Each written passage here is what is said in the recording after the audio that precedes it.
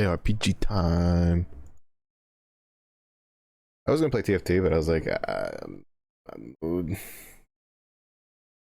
Just keep doing, keep giving my brain a break until Wednesday night, because I'm pretty sure the update for the maintenance for on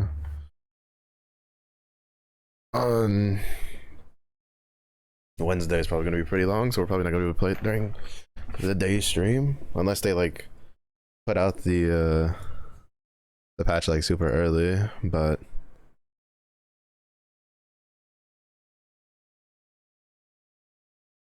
oh my god. I don't think they've added a way to turn off tips.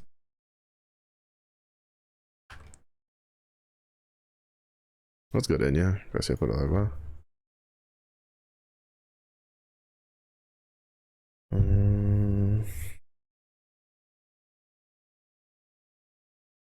It is this game.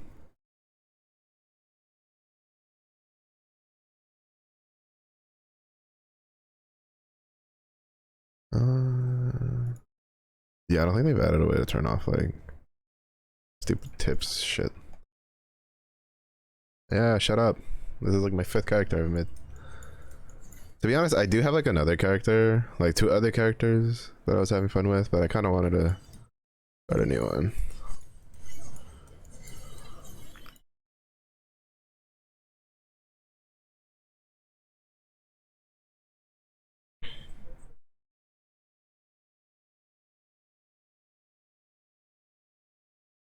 Also, I haven't tried the new the Forge Knight since they changed it, and that was one of the classes I liked to play.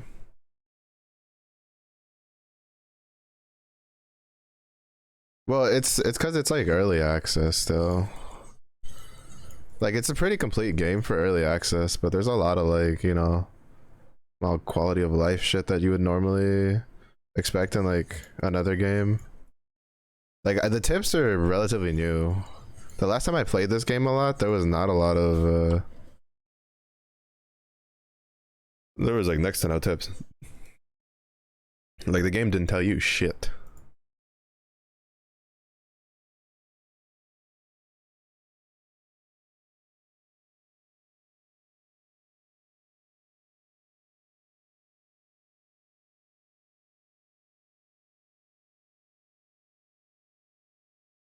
But yeah, they changed a lot of the abilities. I don't remember Warpath. To be fair, that's been a while since I last played Sentinel.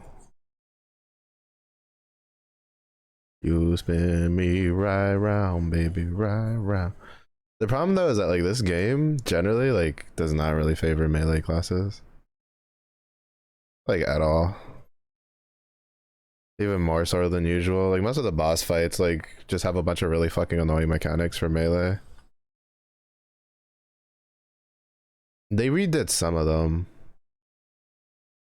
Like for instance, this entire first like little first tutorial area is completely brand new. Like completely different from when I played.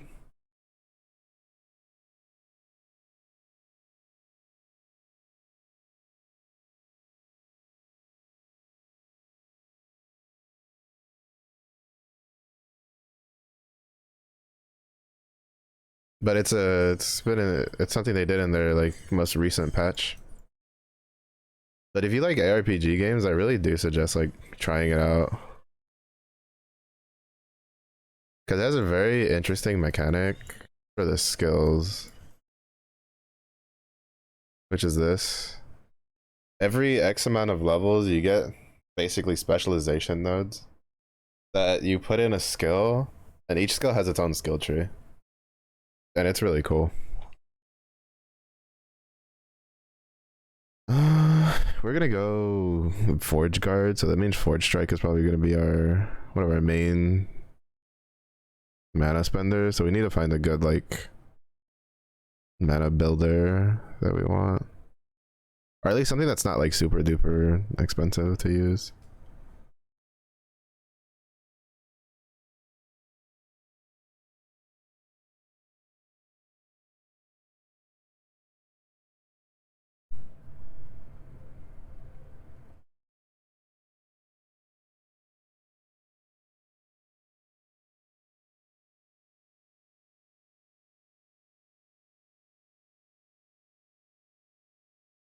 I guess Rive is probably the one to go. I don't know how feasible it is to have like an all mana spending build late game. It's like almost unfeasible early game.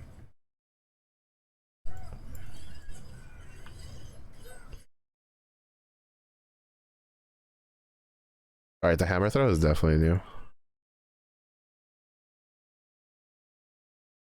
To be honest, we're probably just gonna go to the main city and I'm gonna swap over to my fire archer build. I was having a lot of fun with that.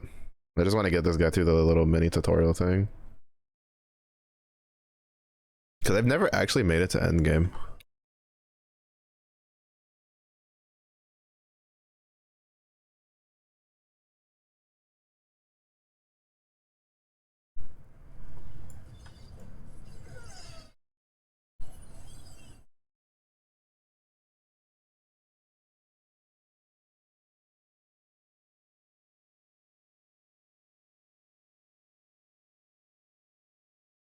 Also, one of these days I may revisit Wilson. From what I hear, though, it's still a buggy mess.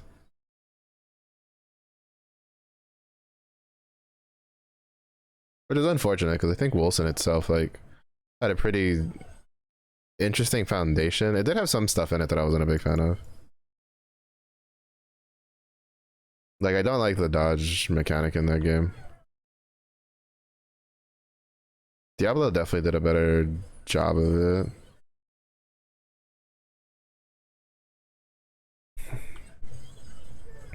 Also, this game is why I chuckled, because like, so like Diablo 4 has the limited potions, right? That you like refill. This game had it first.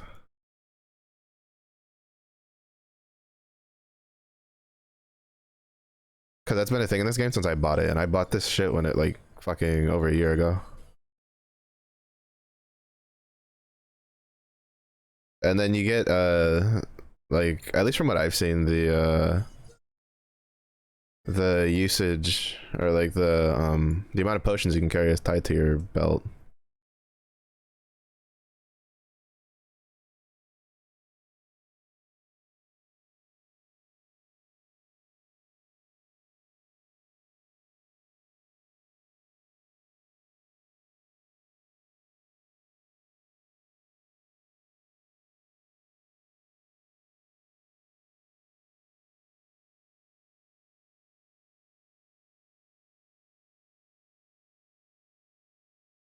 The point is, well, I don't know if we're gonna go Forge Guard or if we're gonna go. The only reason I want to go Forge Guard is because they updid manifest, like they redid Manifest Armor.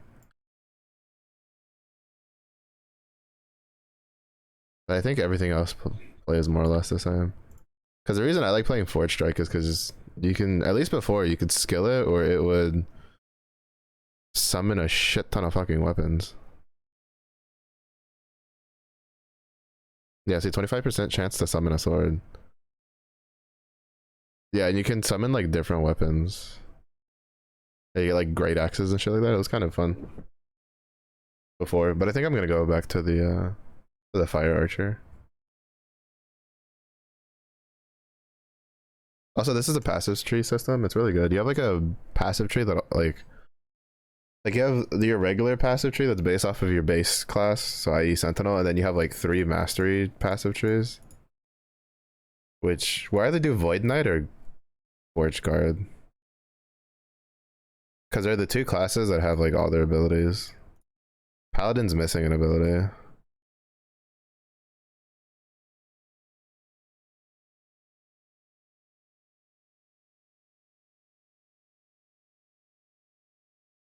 And passives, and Paladin's more of a like support character, which I'm not too big of a fan of.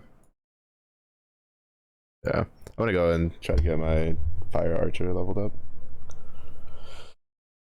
But I've never made it to the end game for this one, mostly because like I don't really like putting a lot of time into early access games, because like when every time I do, when the game finally releases, I tend to not play it because I'm like, oh, I've played it too much, kind of deal. The other thing I don't like is I can't turn off chat. Like you can, but it resets itself every time you change instances. So that's a little annoying. And I was gonna play in offline mode, but I'd been playing a decent amount in like online mode because I was too lazy to swap, or at least too lazy to notice to swap early on. And I have a lot of like forging resources and shit saved up already on this on the live stuff, so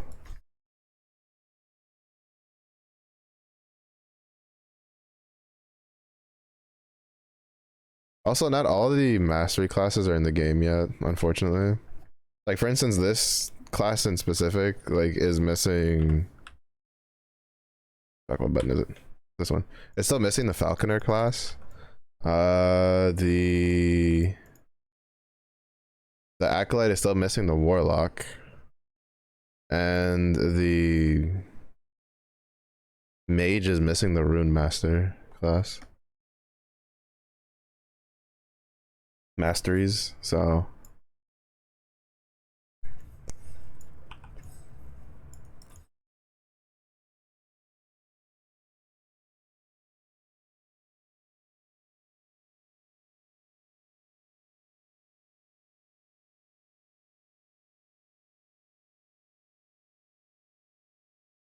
there's still a decent amount of work left into the game.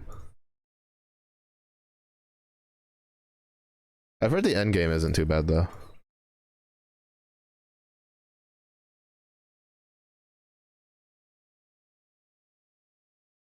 The one thing I really wish they would change is this. So these are all items you get for crafting, and you have like a infinite like amount you can hold from what I can tell, but I have to manually tell the game to put it away. Like instead of it just like naturally going into the like into your like mats inventory, you have to tell the game to do it, which is kind of dumb, seeing how you, at least like from all I've played, there's never been really a moment where I'm like, oh, I'm gonna use this like outside of the forge menu, because the forge menu automatically pulls it. Like yeah, in a way, but like Guild Wars 2 kind of, you need, sometimes you need to pull it out, right? To, or at least before you, I don't know now, but before you'd have to like pull it out to sometimes do some trades and like merchants and stuff like that to do conversions and shit. But you don't have any of that in this game, like, so I don't see why they don't just like put it directly into the thing.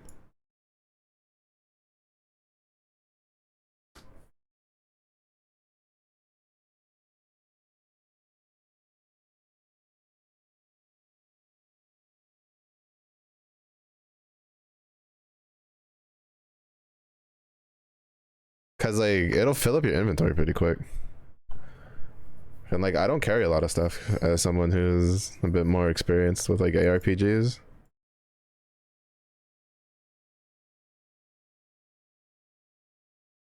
Cause it's always like a big like differentiation between like less experienced like ARPG players, like more experienced ones, is they just don't pick up as much shit. But even then I'll pick something up and it'll be like, oh, your bags are full. I'm like, how the fuck are they full? And then I look and it's like literally 2/3 of it is just full of it's just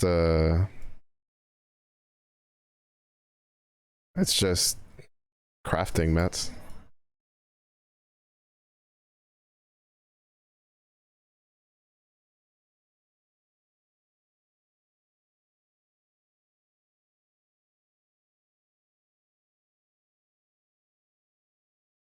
I still don't know how like the defensive stats work in this game though. Like what's important to like have stacked up, right? Because like usually, generally in Diablo and Path of Exile, it's like you focus on resistances, right? Like that's kind of like your main focus, and then armor or evasion depending on what kind of build you're going. But like in this game, I've had resistances capped out, and I'll still get like one shot by something. That's like my level. So, but yeah, here's the skill trees. You can see I have 3 on this character. You can have up to 5, which is the most amount of skills you can have active, because this will always be like a move button, a force move button.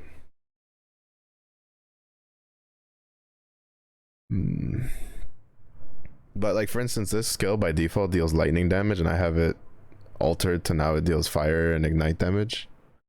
So I'm just gonna cap out this. The only problem with this is that like half of these like big nodes don't get used with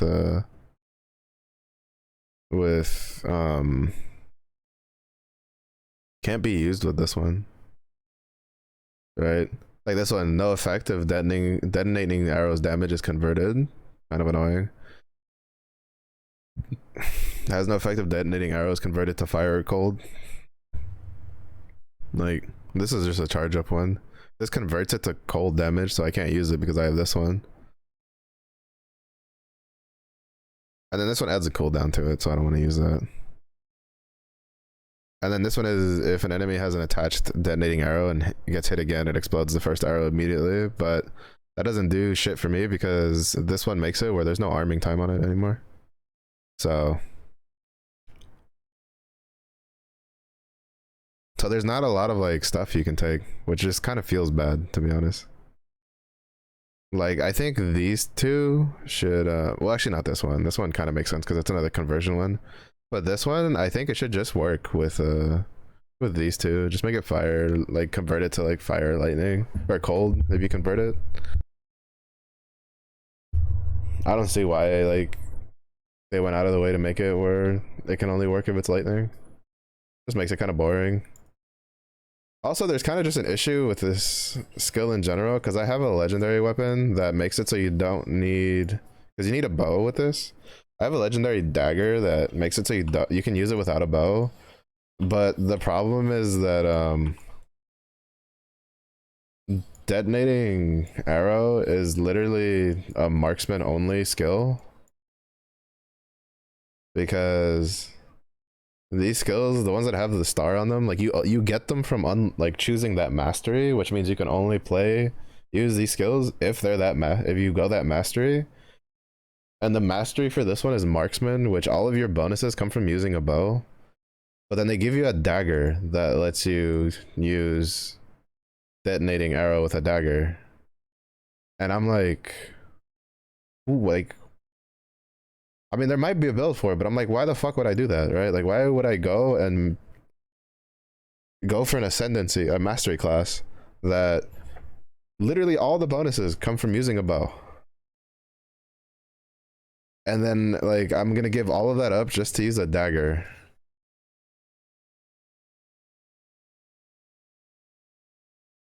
Cause like if it wasn't the mastery bonus, that's like whatever, it's not that bad. Right? Like if it was like, you know, the level 5 skill or whatever for just putting 5 points into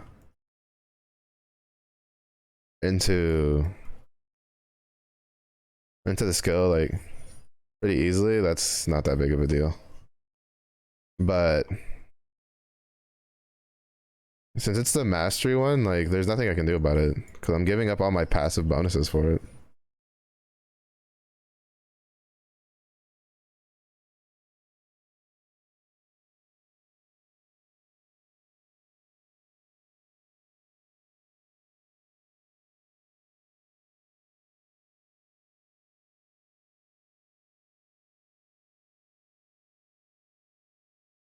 Also, I made this boss fight look pretty easy, but that's just because like that's how it is on ranged classes.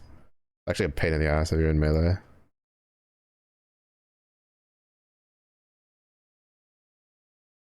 I'm looking for fire stuff. Yeah, I mean like, but again, it's an early access. Since they completely remade the very first part of the game, it feels like they're probably gonna remake like almost all the other parts. So they might like redo it. So you know, they might redo a good number of the bosses, so it's not too much of a pain in the ass. Yeah. To be honest, I haven't done too much like range. I think this is the second time I've gone like a non melee build because my first two characters were a sentinel and a primalist. Well, technically it was a primalist, then it was a sentinel, and then I did a mage, but I did the spellblade one, so it was a melee one. and then I did Acolyte a bit, but I did a Necro Acolyte which is like the melee version, and then I did a minion build with Acolyte, and now I'm doing a bow build with this one. Originally, I was gonna do like because I made this one just because originally I was gonna do the dagger, like use the dagger that I have, but then I realized that it's kind of a waste because I lose all of my passive nodes, all my passive traits, right? Like I hit marksman, like these are my passive bonuses, right? Using a bow, attack increases 5%, grants 5% increased damage speed or attack speed, can stack 5 times, all stacks fall off. You have not used a bow attack recently. 50% increased damage while using a bow. Like, why would I give this up just to use a dagger? Just so I could use a dagger for this, right? Because if I was gonna do that, I'd just go melee. Like I'd just go blade dancer, right? So then you have melee damage, dodge rating, and have all the melee stuff. Like it just if like I get what they're trying to do. It seems interesting. I just think they chose the wrong skill for it. Like if they use like multi-shot or like hail of arrow for it, then well actually no. It has to be multi-shot. It can't be hail of arrow.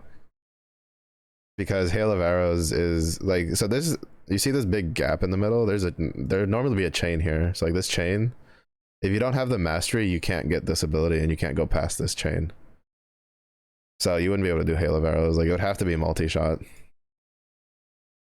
not to mention it'd have to be multi-shot anyway because I wouldn't want to have to put 25 like 15 30 points into this tree just to get the ability to then go and put like try to get as many points in here as I can.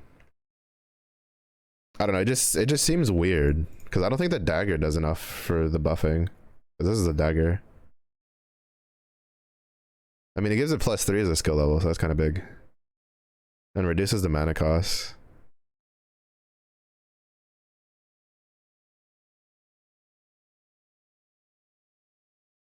Yeah, see, like, same, explodes after the same duration and deals the same amount of damage. And then detonating arrow scales with melee damage instead of bow damage. Like, that's not enough to give up your entire, like, mastery passive, in my opinion. Like, there's no point in doing that. How many runes of shattering do I have? 24. That's enough.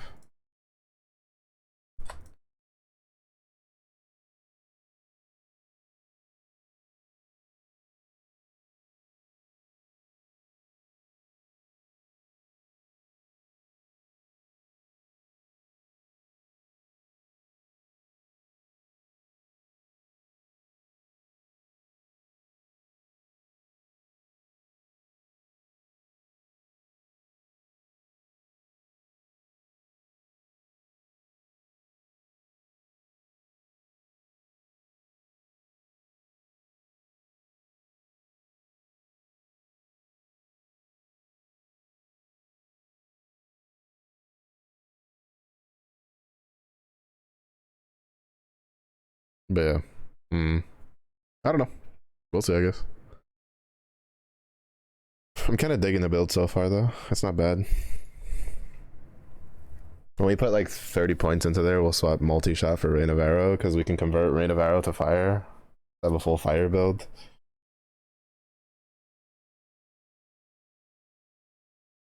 I will say it's probably like the highest damage dealing ability like build I've done so far. Granted, like the last like I've only really done one in this new patch.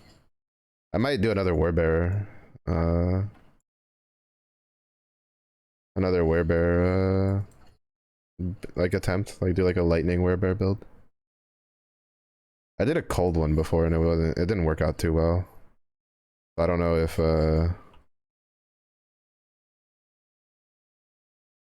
maybe lightning will be a little better.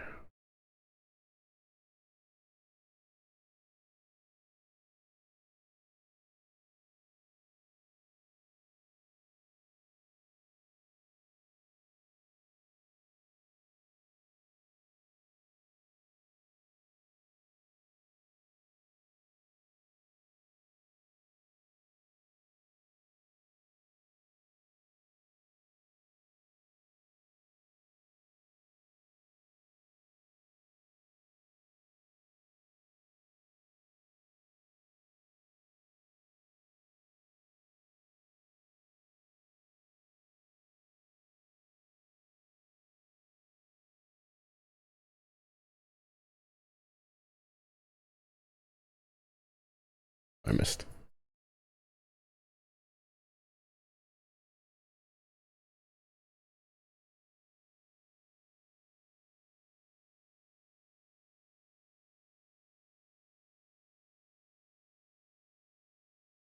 But the really interesting thing is that like there's certain things that link skills together. Like for instance, it's kind of a bigger deal for primalists and necro because they transform. They have like transform abilities. But basically like for instance the warbear form like synergizes with like swipe. Like if you transform it, it changes all of your abilities to like that form ability.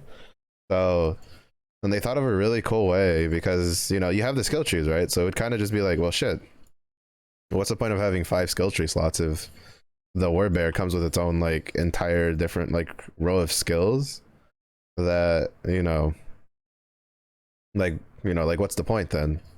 Well, they thought about that and they did this really smart thing where basically you well, I'm thinking the warbear's default attack is just swipe in general, which is a skill the primalist has that they can just use normally. But if you take swipe and you have it as like one of your specialized skills, um the warbear swipe takes those and uses it like when you swipe on the warbear. And then you can specialize the warbear form to cast other abilities on other buttons, right? On some of the other buttons, like you can get like I think Warcry is one of them. I think Upheaval's another one for another one of the buttons. And if you specialize in those skills, well, it pulls that skill tree when it uses those when it casts those abilities. So it's really really fucking cool. And the Necro does the same thing. So like they have pretty good ideas for the skill system in my opinion. Like I'd say that's kind of like probably the biggest thing this game has going for it is they stick with the skill system. Like there's a pretty decent amount of depth to it and you could have like 3 people running the same like quote unquote builds and probably like as long as they don't follow like they don't just cookie cutter a build, they'll all be pretty different.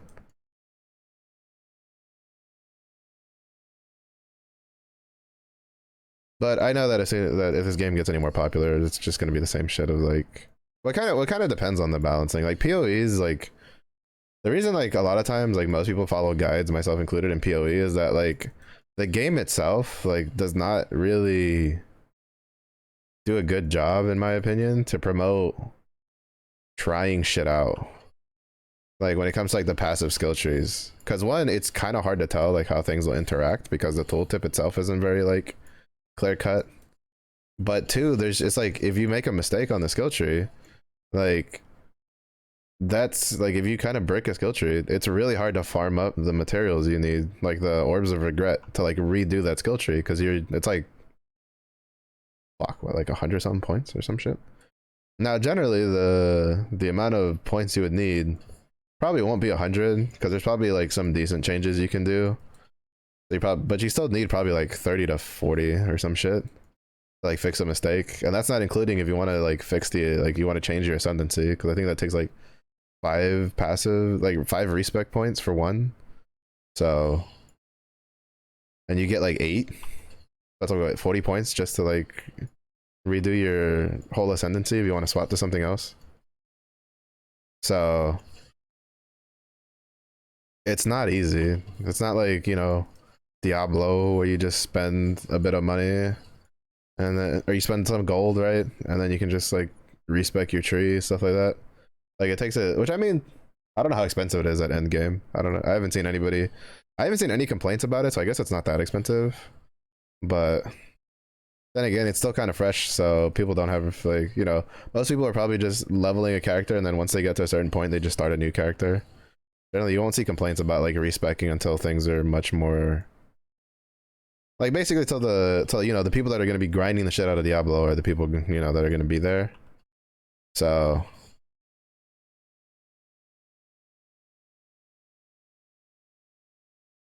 that's fucking rude. I hate the stupid blocks from distance. I mean, this is shit.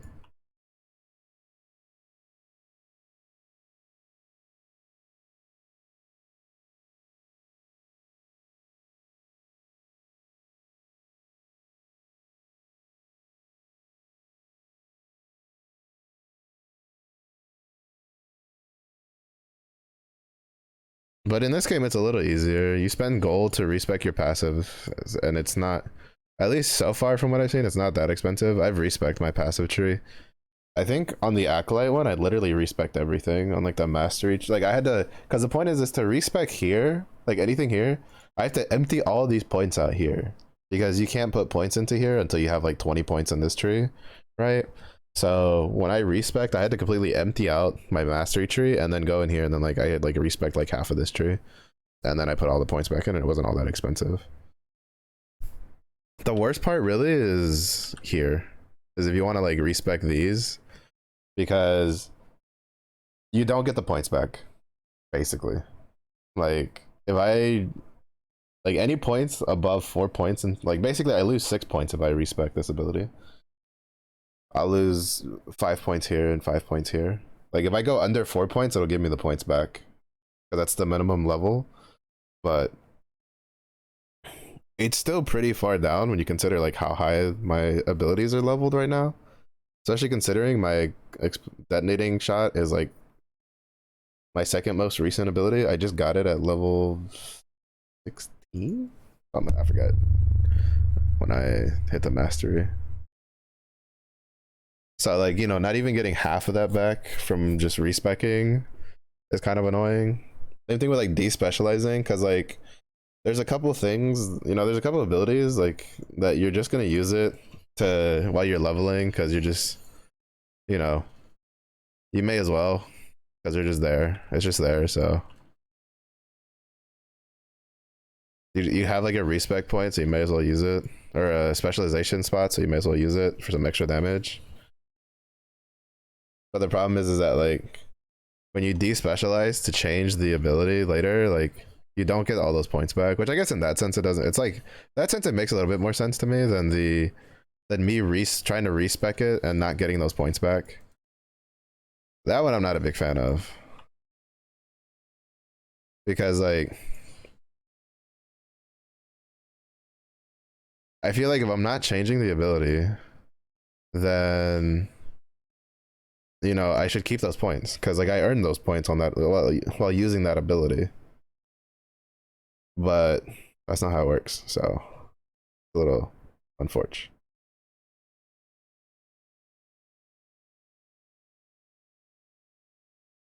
We'll cap this node out, and then probably this node just to get the attack speed, and then probably like put a couple points here. But yeah, probably put like 2 points here, 4 points here. I don't know if I want to go this way though. I mean, like 3 points here isn't bad because it's like 30% duration boost. But I think since I already have a slow attack speed anyway, I think I'd rather just go here. And then probably go somewhere that gives me more damage. Like this.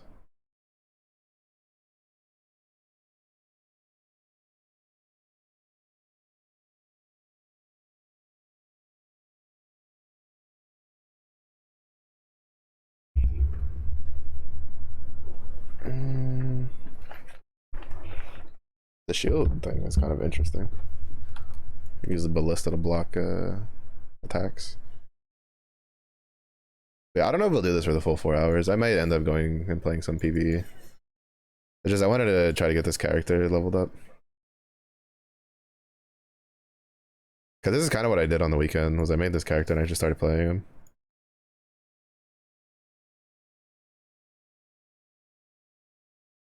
So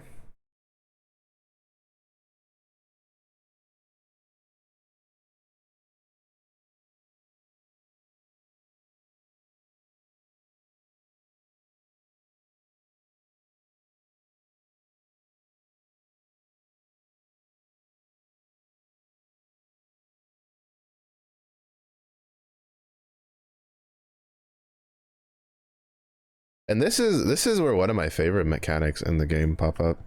Like this guy, right? Like he's not letting us in. Like he's like, fuck you. Go, you know, go like twiddle your thumbs in a corner. I'm not opening this door. You could literally go like we can go forward in time to when it's like, you know, broken down, and there's, you know, the guy is dead, and we just go get the seal off of his body, and then we just open the doors anyway. It's so cool because the whole point of this game is that like you're basically this like timeline jumping bastard just running around trying to save the world. I don't know, it's really cool. It's really cool how they bake it in. Because like a lot of games, they tend to just be like, oh, well, you travel through time. Yay. And then it's like, you know, you hit a part of the quest where it's like it jumps you forward, and then that's it, right? Like you just like there's no going back. But in this one, you're jumping like back and forth, and it's pretty cool while questing. If I'm mistaken, I think the end game's also kind of attached to it.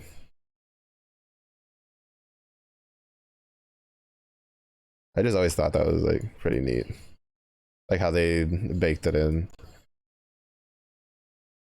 Because a lot of games just like to be like, oh, you're a time traveler, you're a time traveler, Harry, and it's like, all right, cool. So what? Like, most of them don't really let you do anything with it, right? It's just a story. It's just a story mechanic that they bring in. But in this game, they like it actually, like you can actually physically do it yourself, right? It's not just like a forced plot mechanic. It's really cool. It's really cool. I think they did a good job.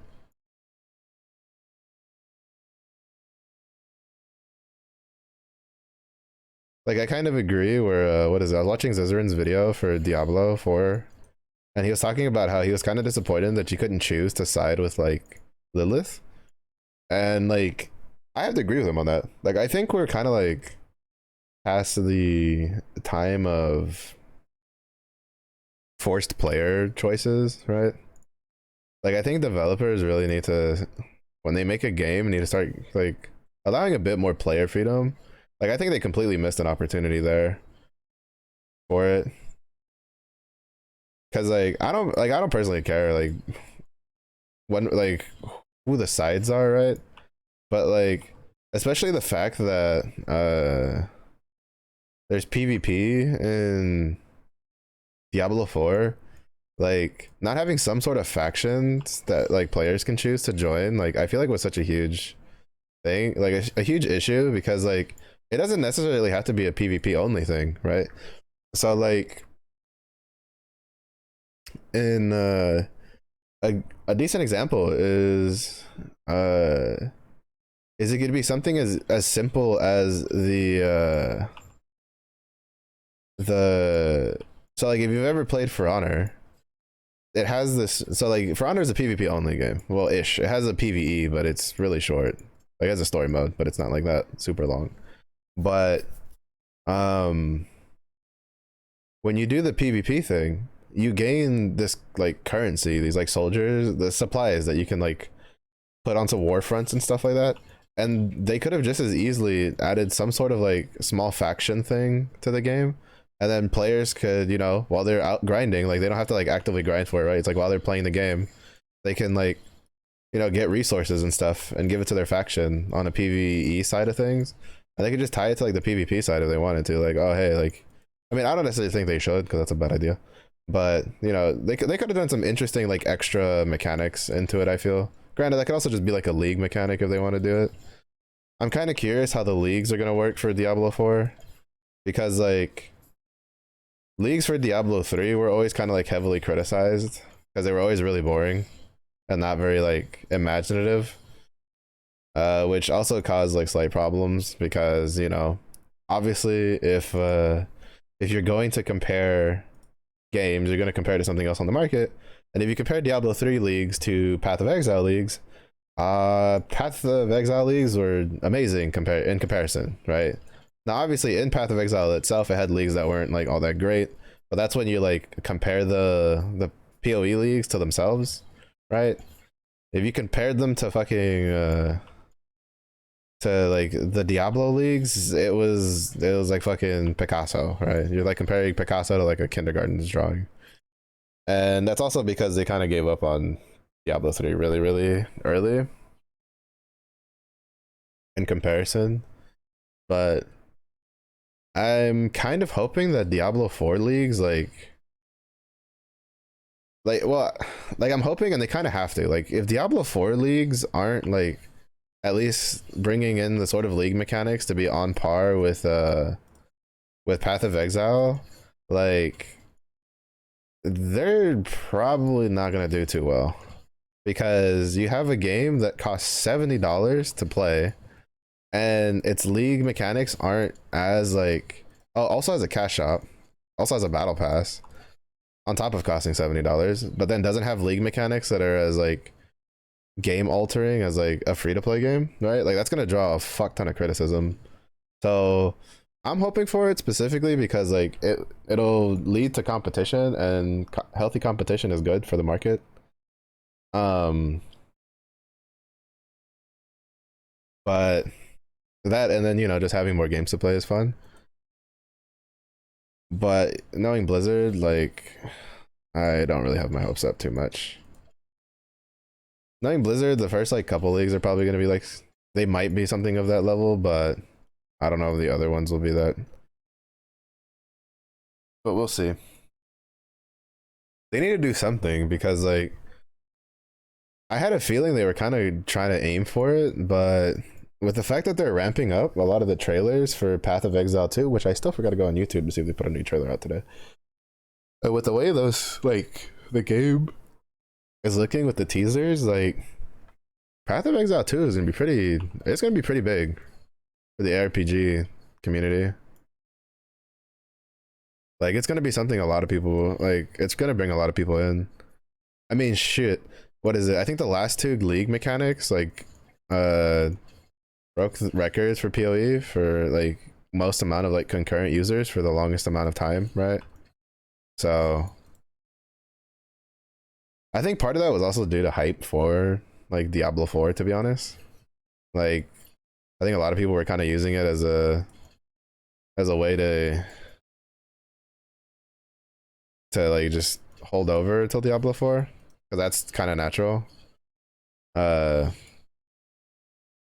but at the same point, like it just also showed how far like PoE has come, that like a lot of people want to like play the game.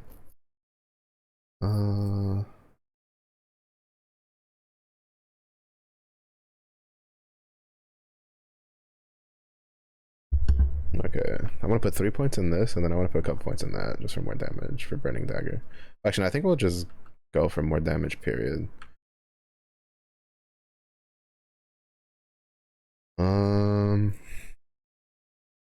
Well, no. All right, we're gonna go this way. Just get blind. Put a point into this, and then put like 3 points here for attack speed,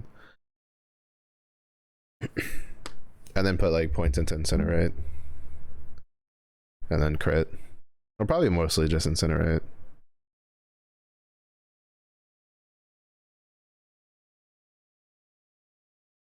But yeah. But it's one of the biggest reasons I'm kind of like just waiting. Like,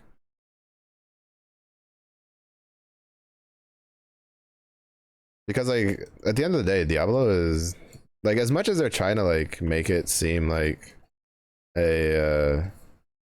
like an online ARPG, it's not like by any means. Like from what I've seen and heard, like even with the forced like having to share worlds with people, like people have been complaining that the people that want like that more MMO experience have been talking about how there's like nobody, like they rarely run into people in their worlds, and that's now like when the game's at its peak, right? So I think they kind of need to lean a little bit out of that and lean more into. I mean, like of course it'd be cool to get like group content like that you can do together, with friends and stuff, but I don't want them to add like content where you kind of have to do it with friends, right? Because that kind of gets annoying. I generally like playing ARPGs like solo. They're kind of like usually turn my brain off and just play kind of games. Like I have other games if I want to like play with friends.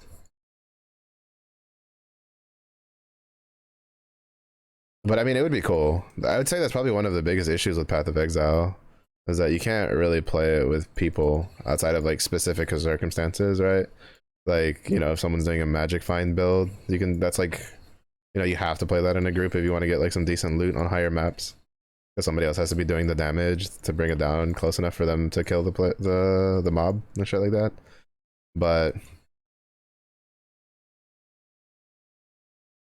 there's no like actual group content in the game. But I don't necessarily think that's a bad idea or a bad thing specifically. Like there's games for that, right? Like if you want a isometric, you know, camera angled raid fights, it's called Lost Ark.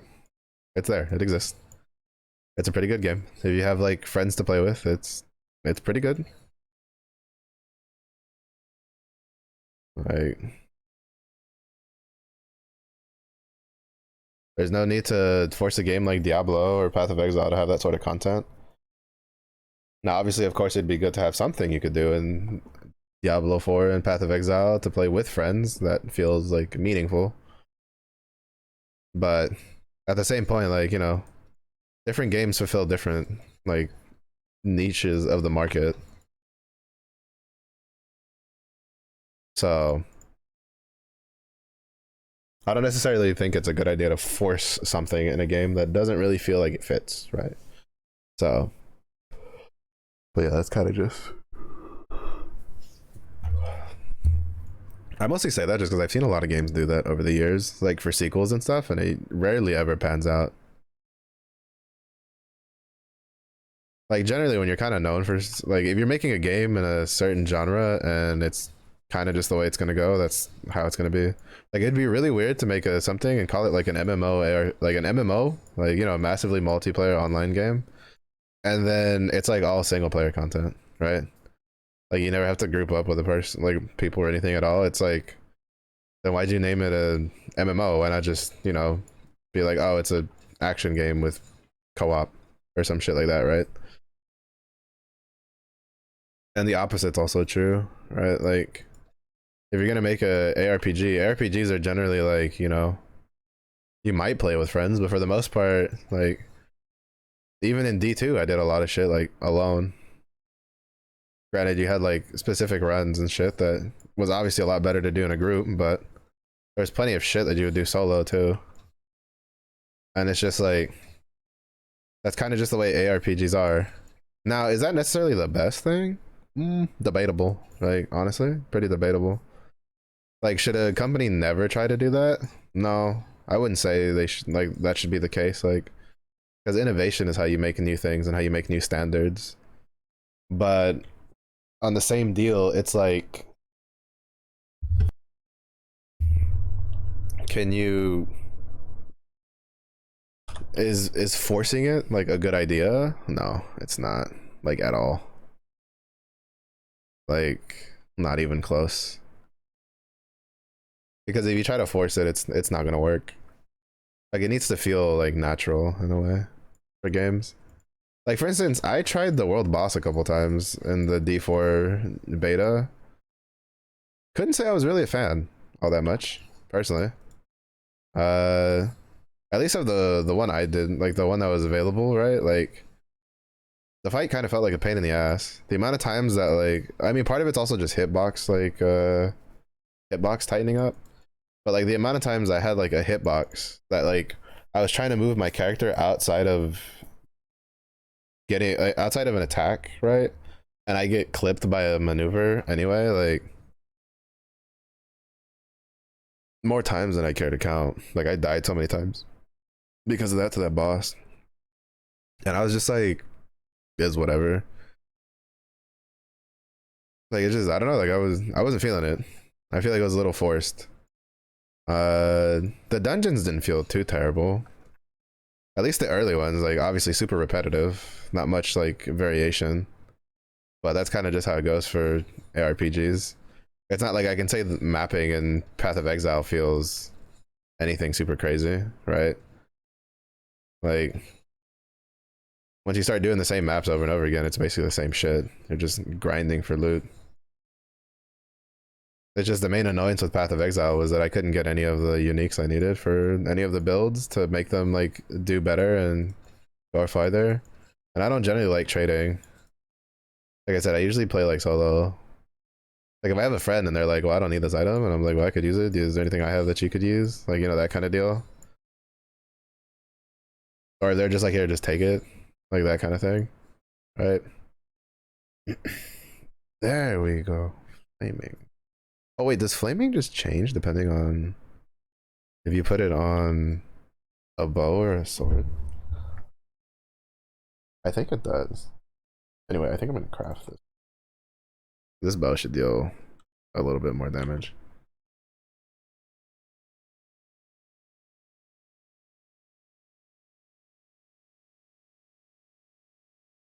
Fire damage.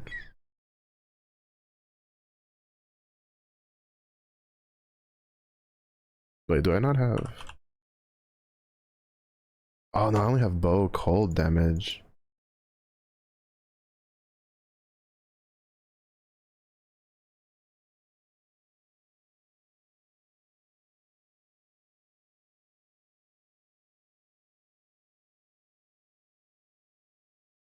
Um,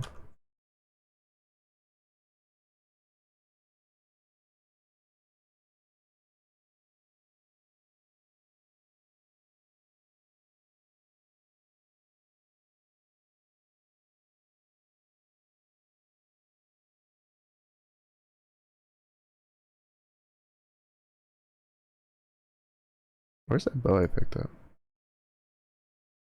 Oh wait, no, I didn't pick. Uh, Battery.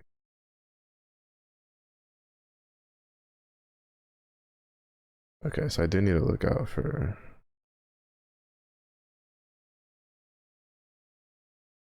So the question is,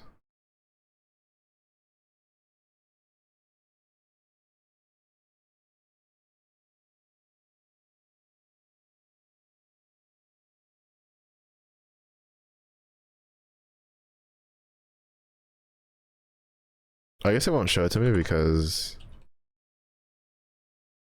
I don't have a melee weapon in here. All right, so it's not the same. It seems the same, but it's not the same.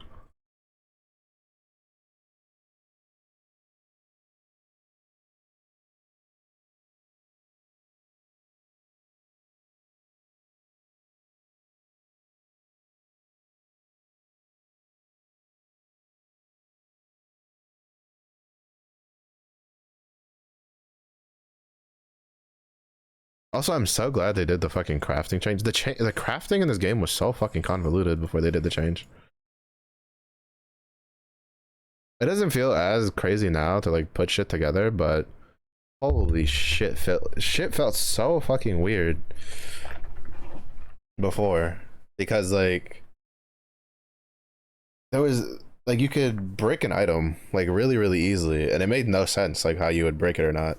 So now they just got rid of that, which was such a good change.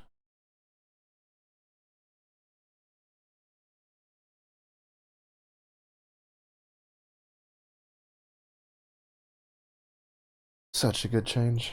So glad.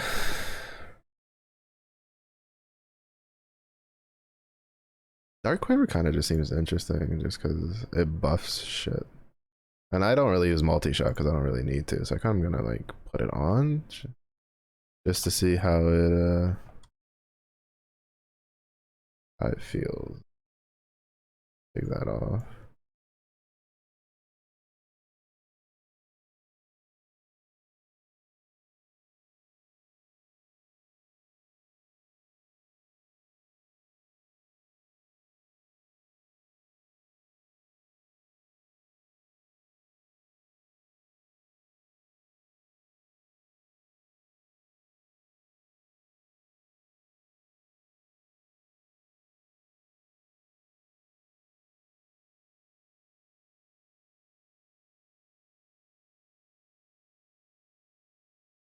Wait, so what does this do? Summon 7 black arrows that range in the sky over 4 seconds, granting 100% damage to your next bow. Oh, that sounds like more of a pain in the ass than I want to fucking deal with.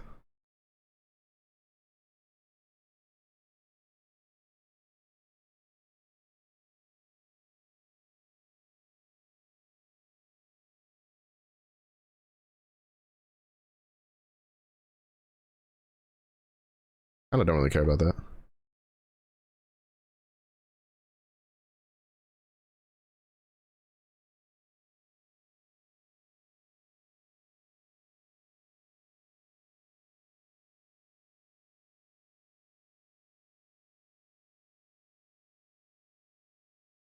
Oh, that's some pretty interesting combination usages with a bunch of other stuff. I just don't care that I have to pick it up.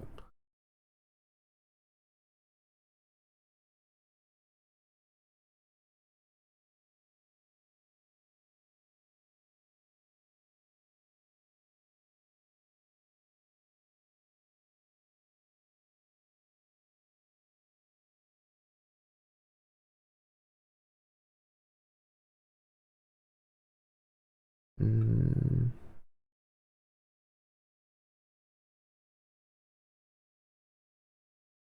yeah, I don't give a shit about having to pick that up. Realistically speaking, like, cannot be asked. I'm too lazy. Oh, Harry the Pig, thank you for the raid. Welcome in. How was your stream? Oh, for the last Epoch player, let's go. Well, welcome, Raiders. I hope you had fun in the stream. Uh, I I will say don't expect anything too pro. I've put a little bit of time into this game, but I'm kind of just YOLOing my way through and learning stuff. Ooh, amulet. But it is fun, so I do enjoy it. Farming on a lich, nice.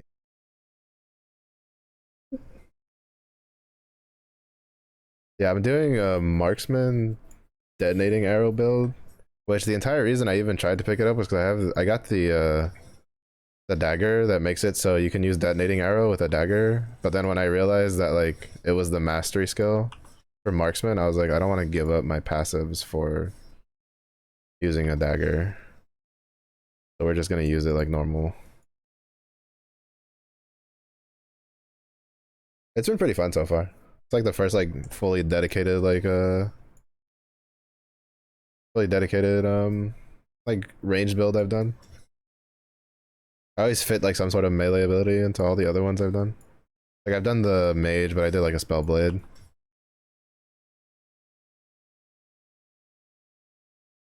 Usually I do like druid warbear. I do want to do like a druid like swarm blade build one day.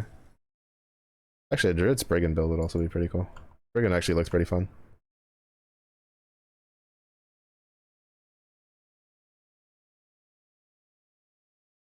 Pew pew.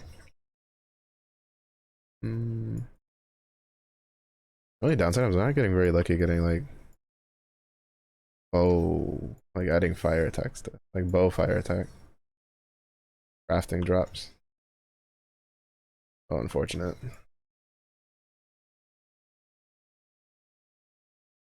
I will say I do love the whole putting the thing over the head to tell you what the like modifier for the enemy does, right? Like the ring, you once you get used to it, you know the ring summons a clone at 50% HP. The you see the little flame, you know the thing's gonna respawn. Those kinds of things are so good. When I don't have to like actually mouse over the target and like waste my time reading and potentially dying.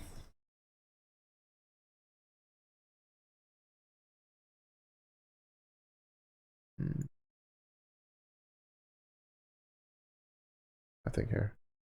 Oh, isn't this the one? Oh, this one.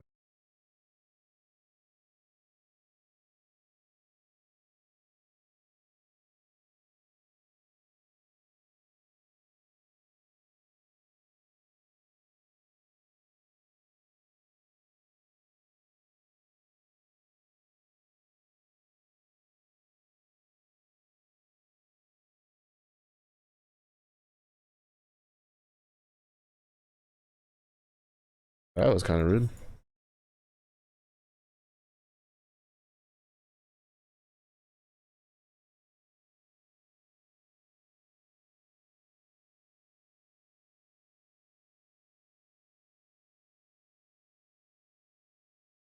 Living up to the marksman thing, killing the guy off screen.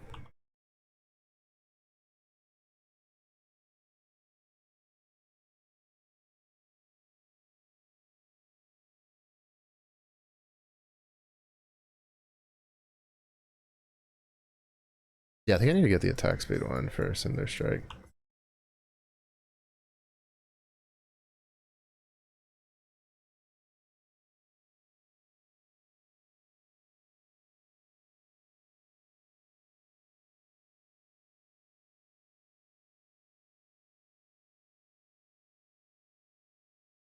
Nice. Yeah, I don't know if it's just like marksman in general or if I just like lucked onto a build. This build feels really good. It's probably the best feeling build that I've put together just randomly.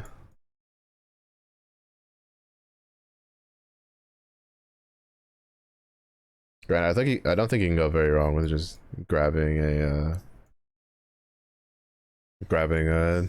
bunch of fire shit, putting it on an archer, and being like, "Yep, I'm gonna blow everything up."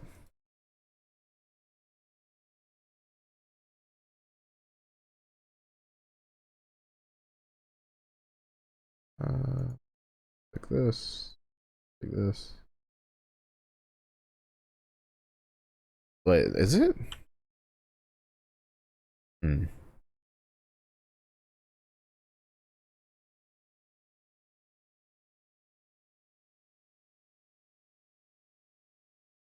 Because I know Pyromancer is increased fire damage. So is Pillager's the bow fire damage one then? Because Flaming's the melee one. Oh, what does this do? Oh, it's the transformation one.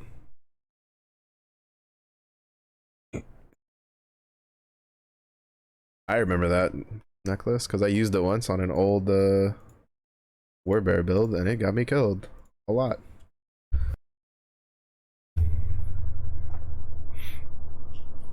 To be honest, the elemental resistance portion of this doesn't really do a whole lot for me because it, I even at with 3, that's gonna be like 6. Like, it's what? Like we're always gonna be running out of them anyway, in like a boss fight situation. Right, so 2 points there. Gonna max that out, obviously. Uh, what do I want after? I guess maybe get like so 3 points here, but 2 points in this for more dexterity.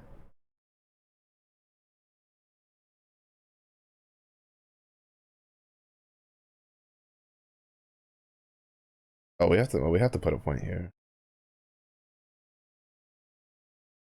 just so I can get 1 point here.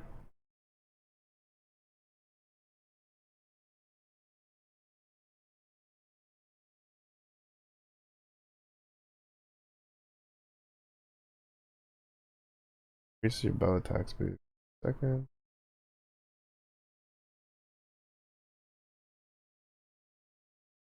Oh, that's interesting. I want that. The problem is I don't plan on using any non-elemental bow attack. I mean, unless it counts. Well, no, because it's not an attack. It's not a bow attack. It's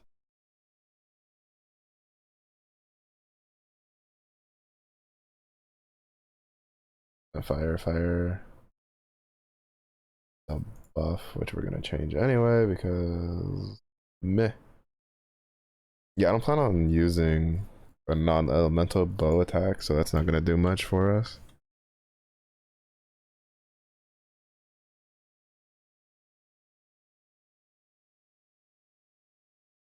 But the consumption thing is actually pretty good. I mean, I might take it just in case. If anything, we can just make Rain of Arrows non-elemental, just not change it. Uh,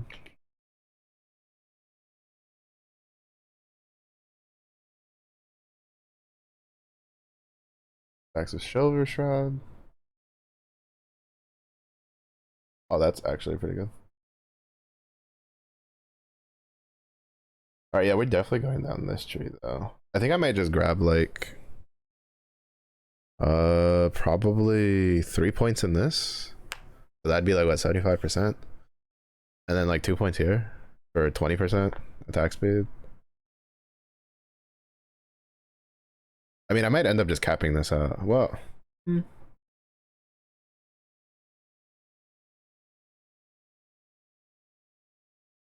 I mean, yeah, I'd probably just end up capping this out anyway. Well, no, actually, I should probably cap this out, to be honest. Like, I should probably grab like maybe like 1 or 2 points here. Yeah, I should cap this out for sure. Because that's a lot of damage I'm leaving if I don't take that to 8.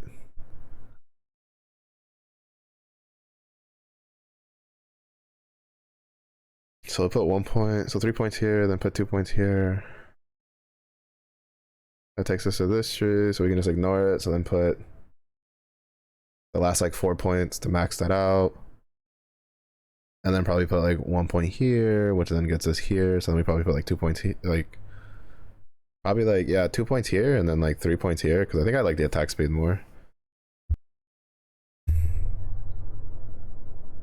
No, I'll do the other way. I'll do like 3 points here and then like 2 points here.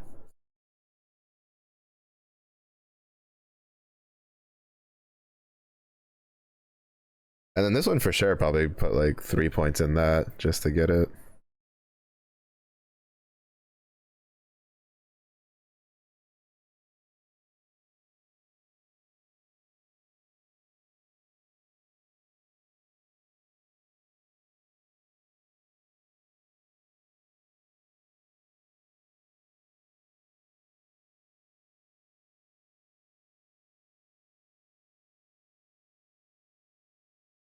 Oh, it's worth getting like a 1 point in here just to get another point of this later.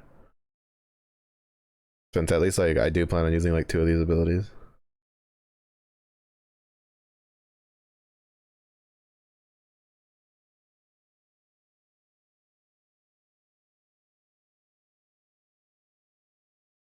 Oh, this one's probably worth getting at least 1 point in.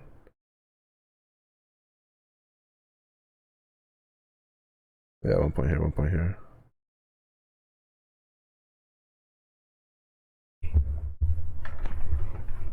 Probably put 2 points in this. Marksman has a lot of like fun passive like mastery nodes.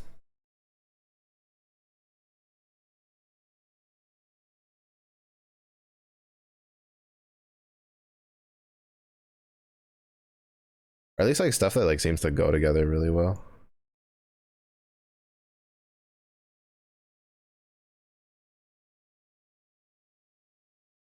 Though I am curious, like I'm still pretty like I'm waiting, like kind of half patiently, but I I do look forward to when they finally add like the remaining masteries because I do want to try out like Falconer and like Rune Master and Warlock.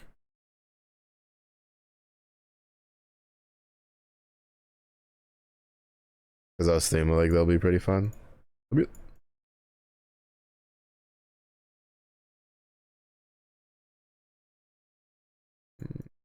Oh, well, I guess we could turn in these side quests. We'll go do this side quest, and then we'll go turn in the other side quest after, and then we'll carry on our merry way. I know I said I'd only do this for like maybe 2 hours, but after falling into my, I'm like slowly falling into my like turn off brain, do ARPG things, like mode. So we'll probably do this for the full like, probably I'd say like 3 hours. I don't think I'd go over 3 hours.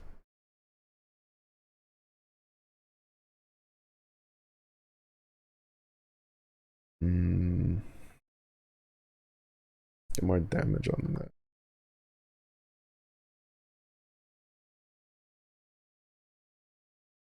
Mostly because I am a little tired, and I'd like to get like I say I'll do my best to get more sleep, but realistically, I'm just gonna go do other stuff and then lose track of time anyway. But I would like to at least get a decent amount of sleep tonight and tomorrow in preparations for the new TFT season. Unfortunately, I won't be able to see what the arena is gonna look like because I didn't play like all weekend. The Noxus arena. So I think I'll just wait until people have it and then I see what they like. I mean, generally, I usually end up waiting until I can get everything I want off of BP before I buy it anyway, just to make extra sure. Though it also kind of just depends because the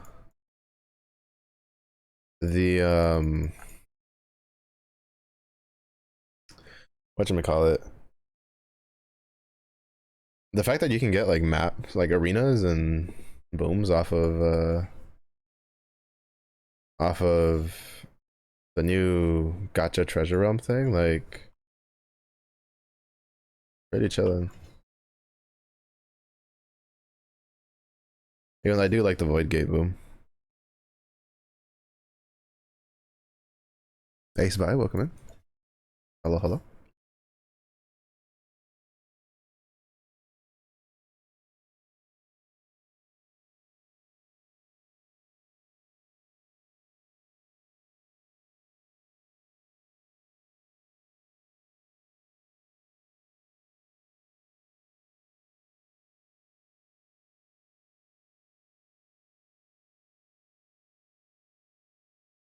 Nice.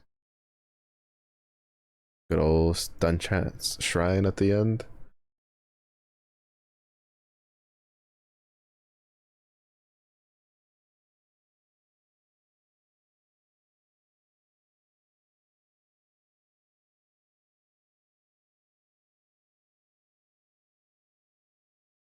Ruined era. Council chamber. I'll turn this quest in. Side quest in. Which I completely forgot about. When I like did it over the weekend. Hello.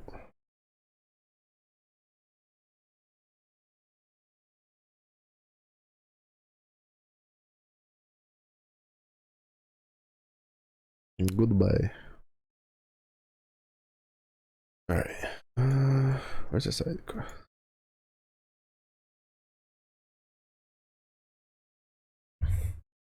Now we're gonna go beat up the guys in the college, I think is what it is. Like the school. I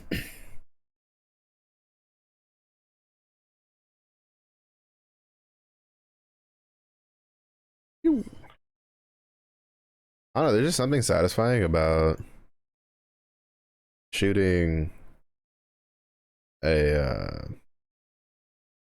shooting an attack out of the bow and just watching a bunch of shit just die.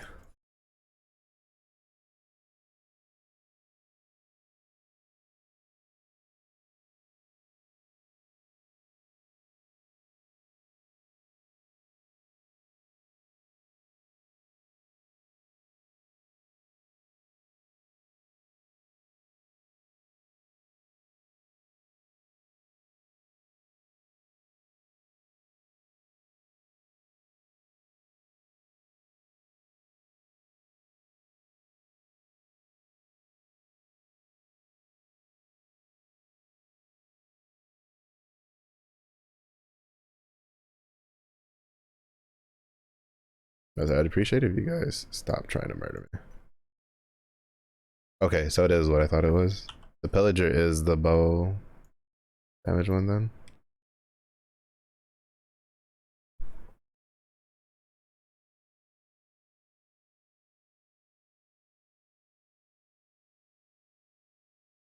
Man, now I wonder how many of those I left on the ground because I was looking for like pyromancer and flaming.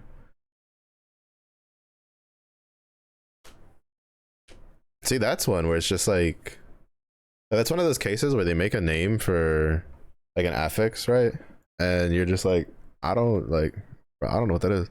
I'm going for like a fire detonating arrow build. Basically, most of the skills on my bar are kind of the ones I'm going to be using.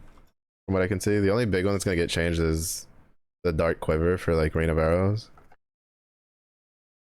So I haven't decided about convert that one to fire or not because of one of the passes I'm going. But it's kind of just a build I'm trying to like just throw together, see how it goes.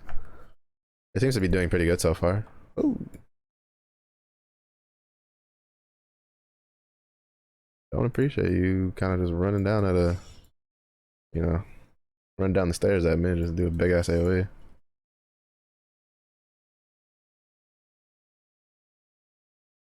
But yeah, just mostly just basically what you see is kind of like the build we're going for. I don't know if there's any like end game items that might change around what we do.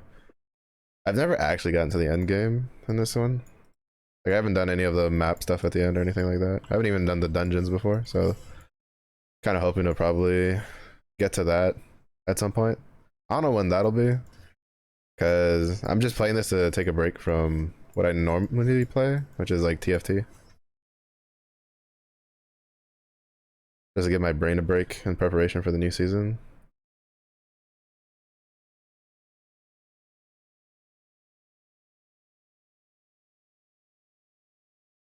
I'm like 90% sure I missed that detonating arrow, but it still like blew up in between them.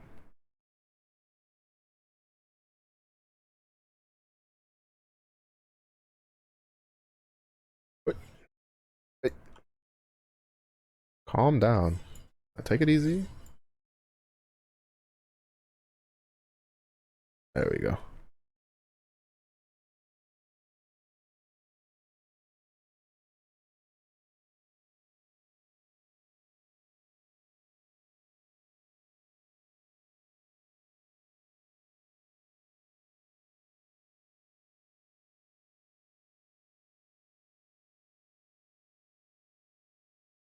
Hunter's Imperial Bow. Increase physical damage.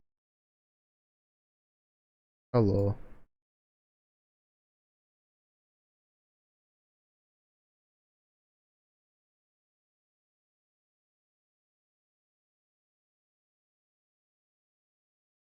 Oh, I should probably start picking up lightning melee damage stuff since I plan on doing a lightning warbear at some point.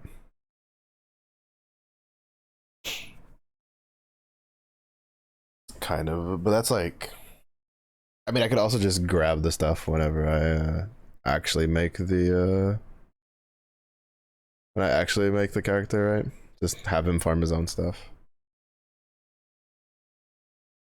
Especially because like wait, how much gold do I have? I have a decent amount. The Runes of Shattering aren't too. They're dropping decently enough now at this point. I want you to give me the stuff. Nice.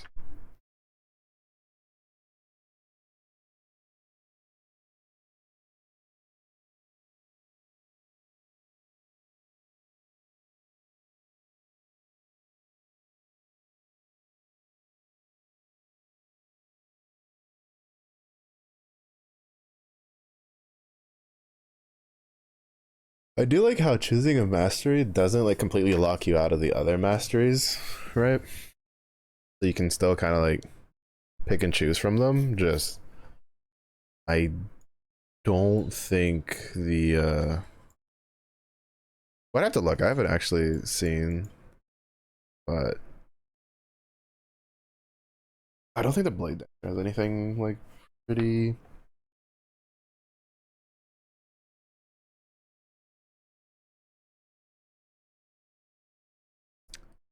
Ah, yeah, that's definitely not like usable.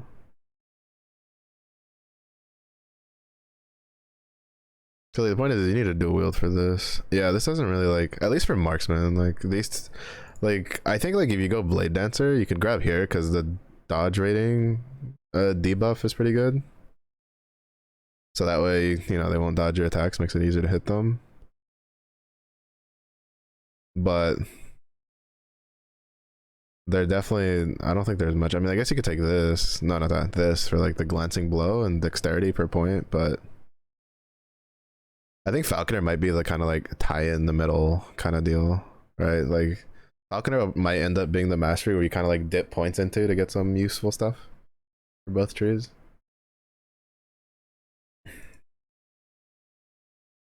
I have a feeling that Falconer, it's probably going to be like the in between where it's like, you know, it can go melee and ranged. Like it probably like caters around stuff like the like flurry, probably stuff like that a little bit more.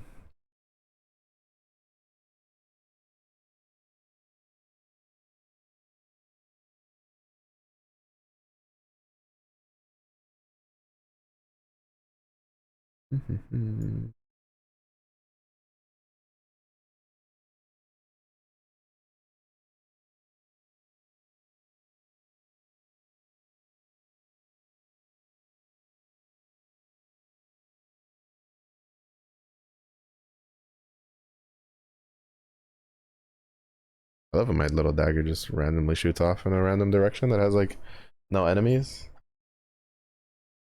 Like I've completely killed everything in that area and then it just shoots off in that general direction anyway. Hey, let's go. And I'm just like, you do know all that shit's dead, right? And the dagger's like, I'm just making extra sure it's extra dead. And I'm like, all right, do you, dagger. Do you. Yeah, you're gonna be like die here in a second, so thanks.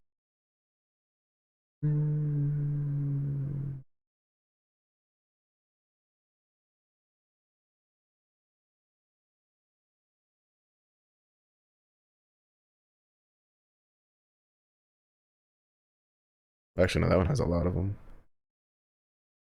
I don't care too much for.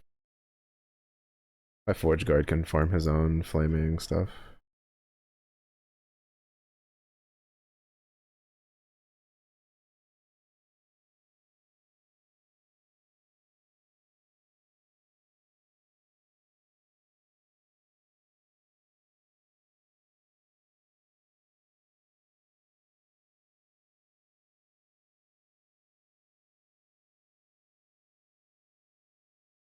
Beyond kill is kind of, or the health on kill is not the worst. Not the best, not the worst either. When's my next one? 35. We're still a couple levels away from that.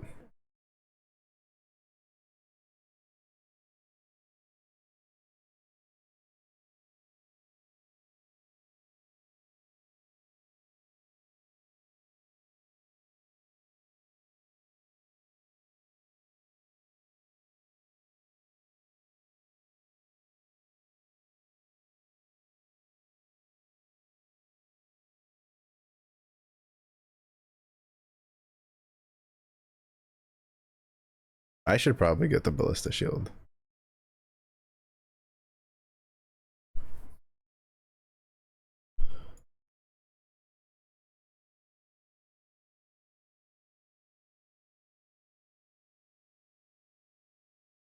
Mm. Ooh, that one has a lot of the current one.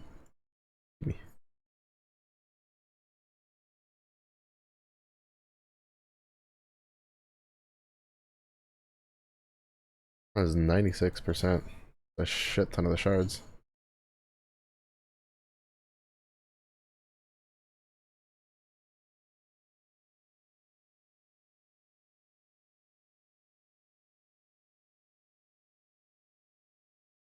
Like,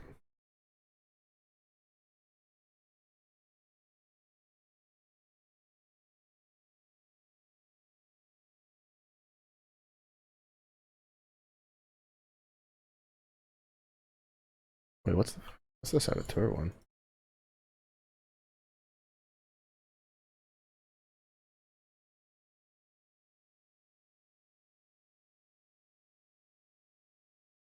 Uh, oh, so Saboteur is the bow lightning damage one. Well, I don't plan on doing a bow lightning build.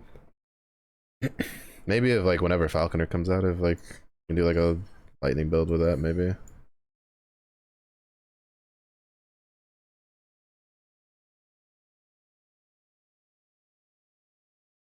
I think the melee one for that is like shocking.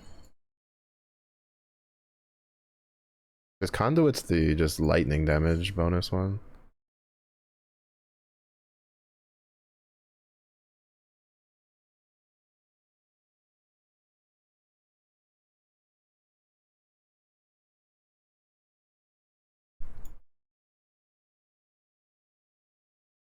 So not really I know it's not the shocking one. Or it's not the conduit one. For the melee lightning.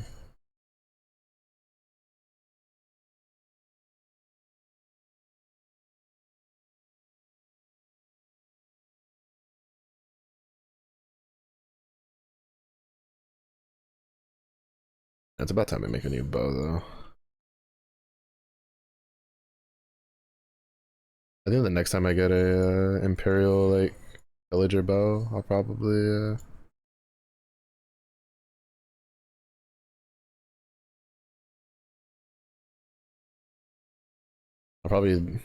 shatter the one I'm using now and then try to craft an Imperial bow.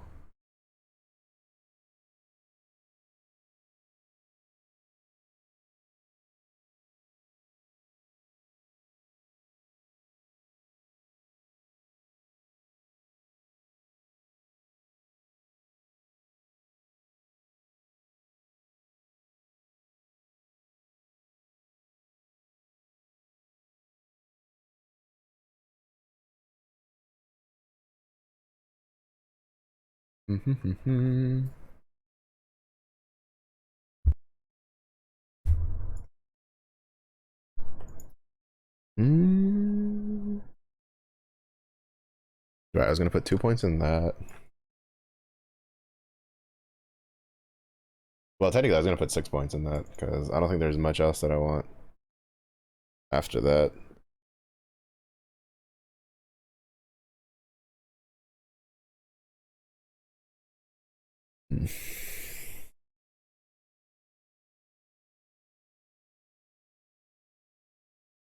Yeah.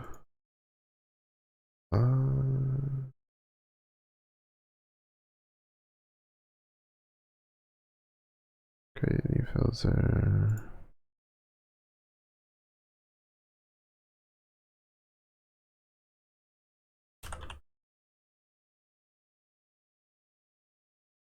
Add rules. Emphasize. Affix. Oh. Damage. Fire damage. Confer. Add.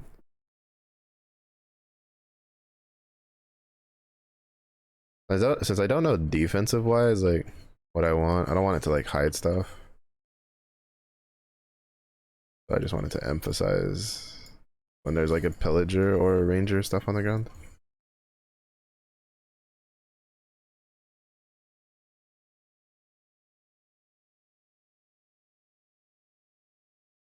Because I'm probably gonna craft the next bow to be like bow fire damage and bow damage. If you can put those together. I don't actually know if you can. I'm assuming you can.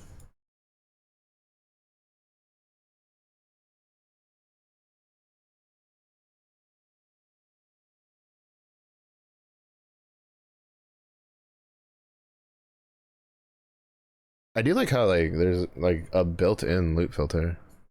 That's so huge, to be honest.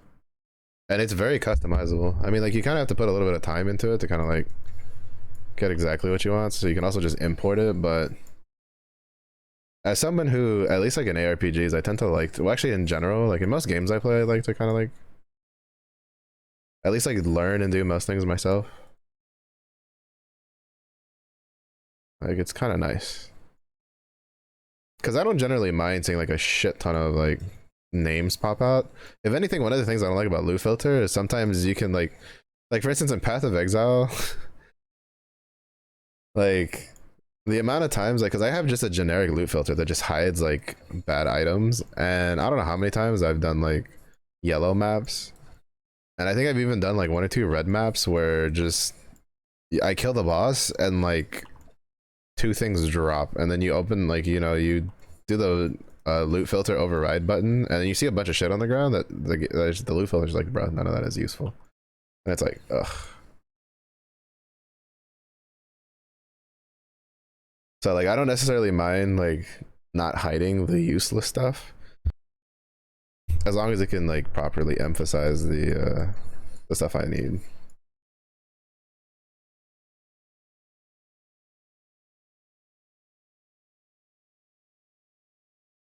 So that's really nice. I think that's really good. Max that out for the crit. So yeah, the lightning tendrils, which doesn't work because I have my shit converted. That's kind of boring, to be honest. I wish the lightning tendrils just worked. Like regardless of what element it was. That's the only thing I don't like about detonating arrow. There's at least like two nodes, like two major nodes, like two or three major nodes that seem like interesting to use, but you can't use them if you've like converted the damage. One of them makes sense because it converts to poison, right? Like obviously, if you're converting it to like fire and then there's one that converts to ice, then it's obviously not going to work, or converts to poison, then it's obviously not going to work. But like for instance, yeah, I know it's called lightning tendrils, but it could still work. Like I don't think anybody's going to complain if their fire arrow if their fire arrow all of a sudden like chains fire beams to other fucking things. Like just saying, I'm not really going to complain. Now, at least for the dragon one, like the one that I have, it might make a little bit more sense because balancing wise, because like there's no detonation, there's no arming time on this one, because in order to get the fire one, you have to change it to the cone, which, to be honest, I kind of wish they would kind of separate those, because like maybe I don't want the cone, maybe I just want the fire damage and I don't want it to like do the cone. Maybe I want the, you know, the arming time and the detonation and stuff like that. But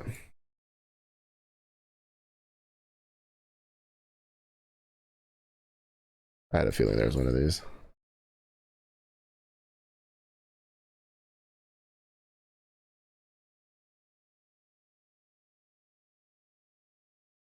But you know, it's just like it'd be interesting. I don't know if they would do that much of a change. Like I think it's warranted enough because like for instance, I was literally just going it because I was like, well, what do I want for detonating? And then I was like, oh, you know, fire seems pretty cool because we have the cinder strikes. So I was looking at like what elements things could be, and then it's like, oh well, cinder strikes is like fire and has a lot of like fire stuff. Good one, I think. Oh, it's just general. So 2 piece is health gained on stun.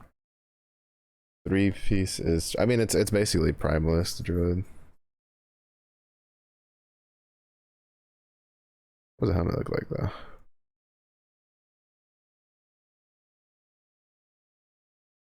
I'm assuming that's what it looks like on a rogue.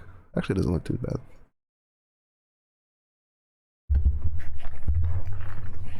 I wonder what it would look like on a primalist. Well, we'll probably find out in the future at some point. If I'd, you know, and just end up wiping everything. Ooh, ivory quiver. Physical resistance, necrotic resistance. Meh. I want bow damage.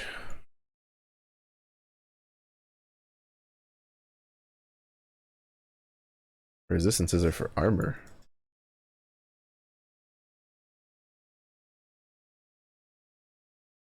And the boots and the helmet. That's what defensive stats are for. Oh, lady, thank you for the resub. How are you? How was your day?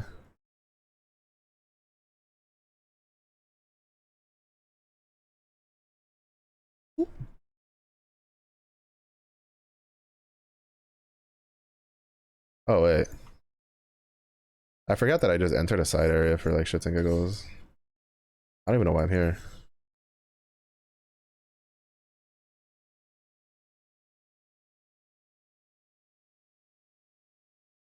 Okay, that's towards.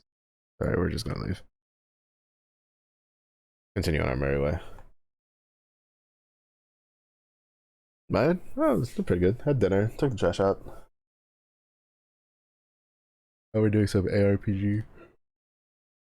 Or at least another hour and a half. Remember correctly, the portal is near the exit. Less running if I do this. Which I thought of while I was in the load screen.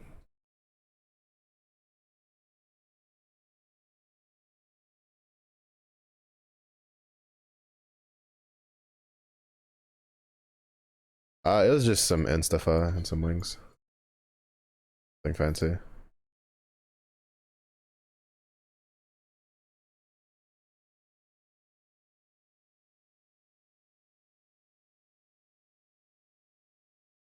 Pretty sure Rune Bear.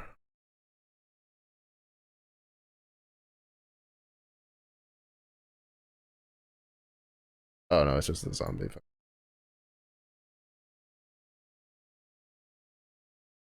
Actually, I don't know what they're called in this game. Are they called Rune Bears? They're probably called something else.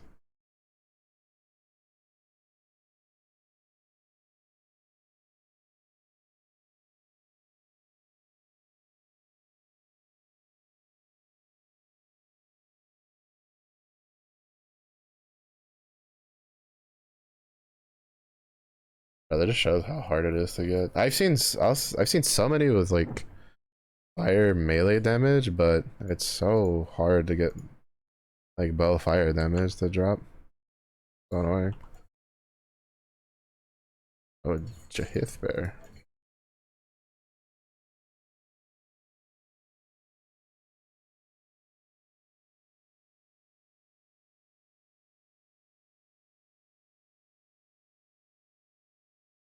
Kick.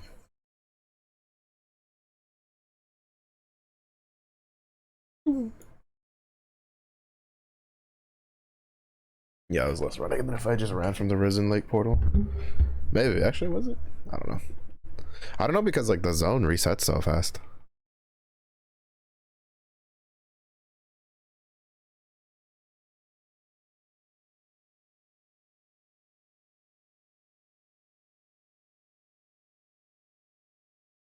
I don't know if that's how it'll be when the game actually like releases. Like how fast the zone resets, because you basically leave the zone, it just resets.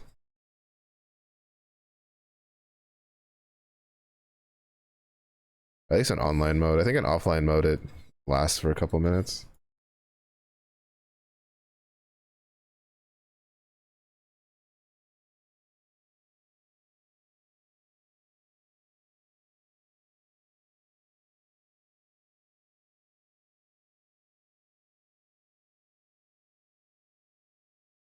I think Path of Exile it's what, like 15 minutes?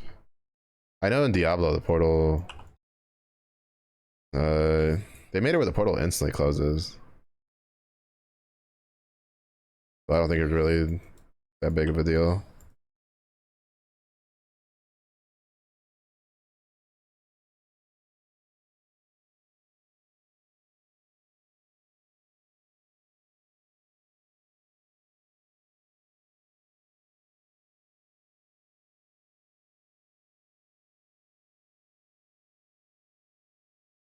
Mm.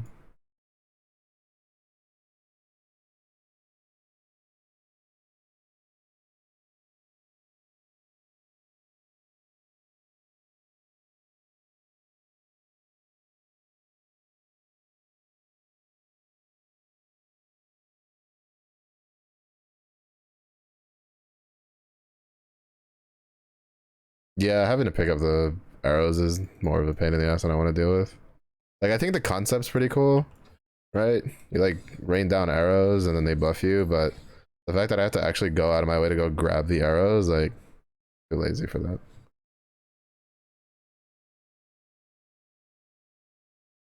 Especially if the arrow lands just in a shitty spot that a boss is about to like nuke the fuck out of.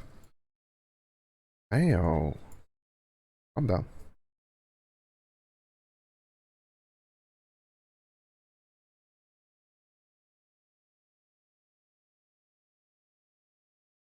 Oh, that's right, I have the crit shrine. I was like, how did that beetle die so fast? Because I have the crit shrine. I'm guaranteed the crit.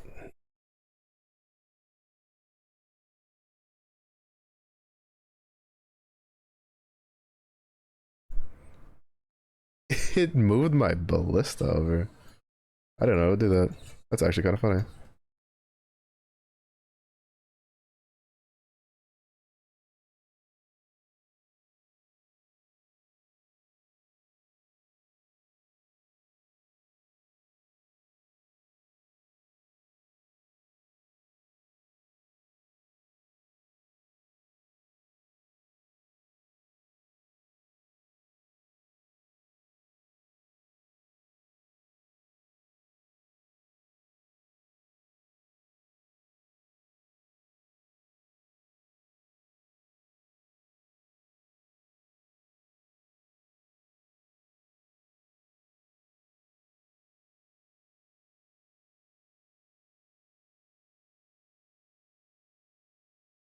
Wait, is my ballista just shotgunning shit up?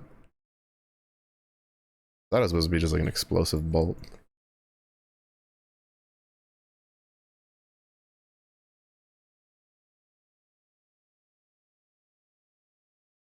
I will say though, like, having to aim the cone is kind of fun. Like a little bit. That's actually kind of fun. Like when you're dealing with like a group of enemies, you kind of try to like angle them around so that way you just get the blast cone ahead of them all.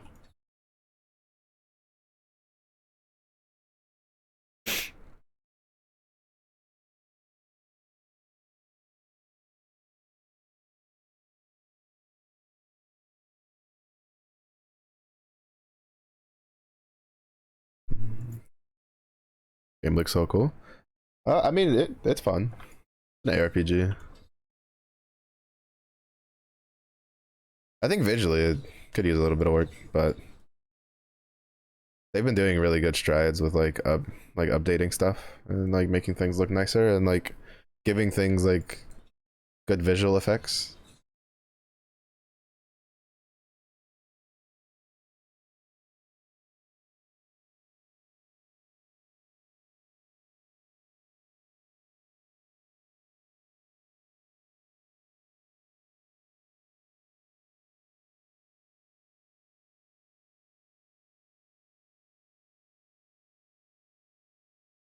Wait, what's hurricane?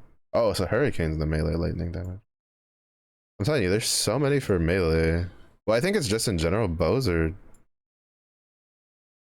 so much harder to drop on the loot table because it's just that there's just bows, while melees have all the one-handed weapons and then all the two-handed weapons. So you just get more modifiers for it. I guess that's a way of balancing it in a bit.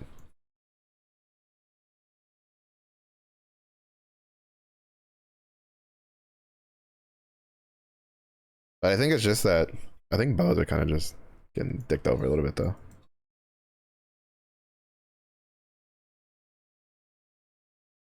Fuckers.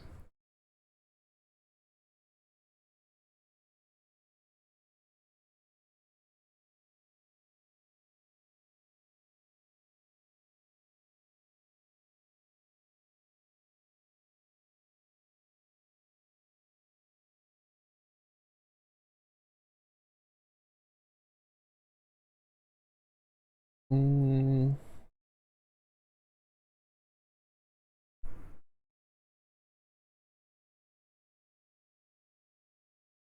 I wonder if they'll ever introduce like mastery specific gear. Like where you have to be like a rogue marksman to equip it. I feel like if they did, it'd have to be like very limited items for it. And it'd have to be like, for instance, for marksman, it'd have to be a bow. I feel like a bow or a quiver. Like, I don't know. Actually, now that I think about it, it's probably not a good idea to do something like that. Probably better to do something like that dagger that's just that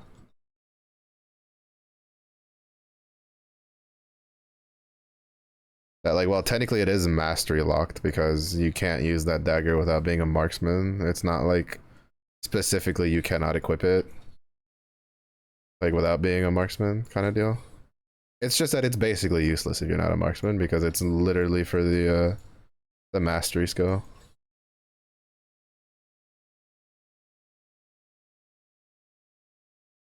Right, I guess I thought I went farther than I actually did.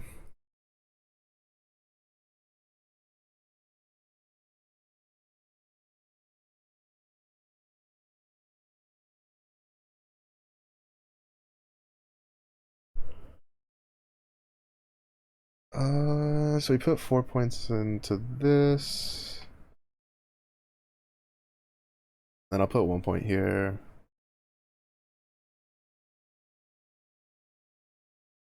Nah. Do I? I mean it's 10%. Not the worst. But I have crit vulnerability built into. Well, I mean, a little extra doesn't exactly hurt either. I'm pretty sure. Wait, do I? Wait, I had something that had crit vulnerability on it, right? Oh, I think I changed that ability. Crit multiplier.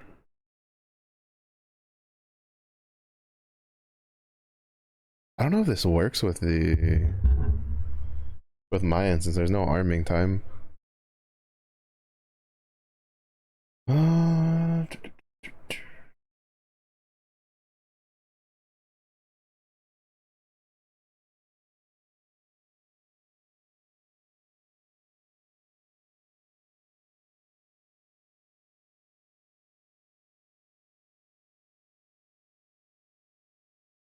oh wait, here we go.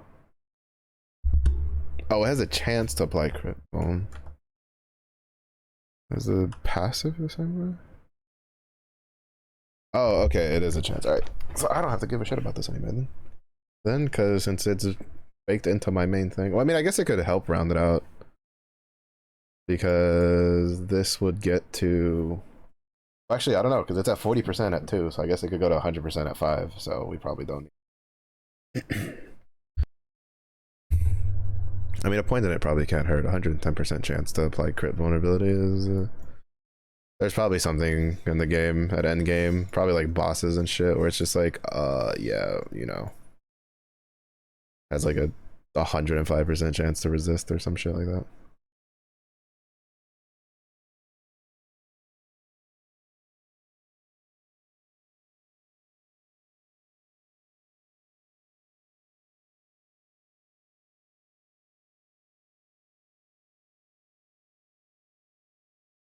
Mm.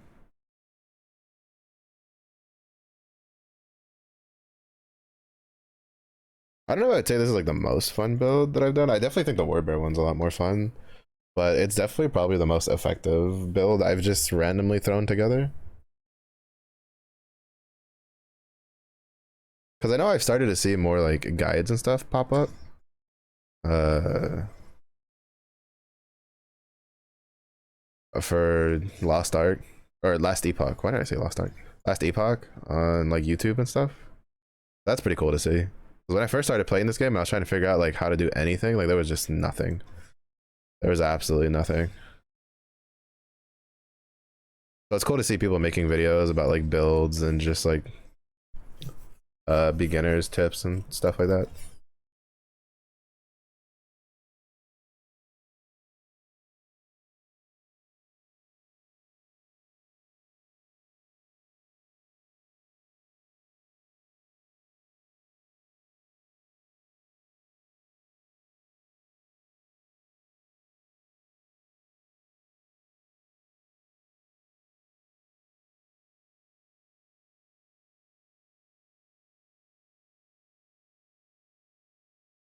Mm, that'd be pretty nice. Damage over time.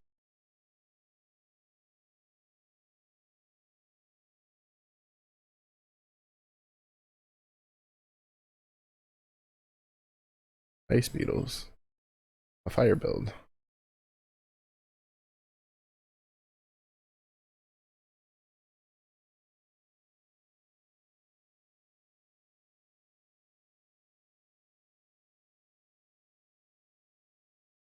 What I'm curious about for the Falconer is if it's going to be something like they kind of have to be a little careful with the way they do it because it could very much just be like a bird version of like the Beastmaster stuff, which I don't necessarily think is a bad thing, but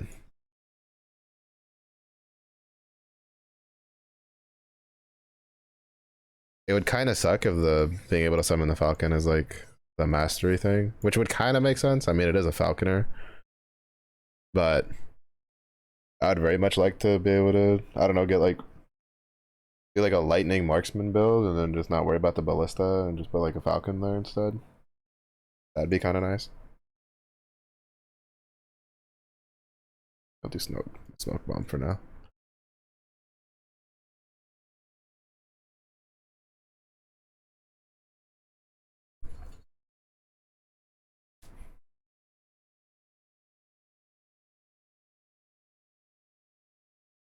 Oh yeah, I should probably swap my belt out for something at some point. Mine's not offering me like much of anything. I think this belt is like the first one I picked up. I haven't done anything with it.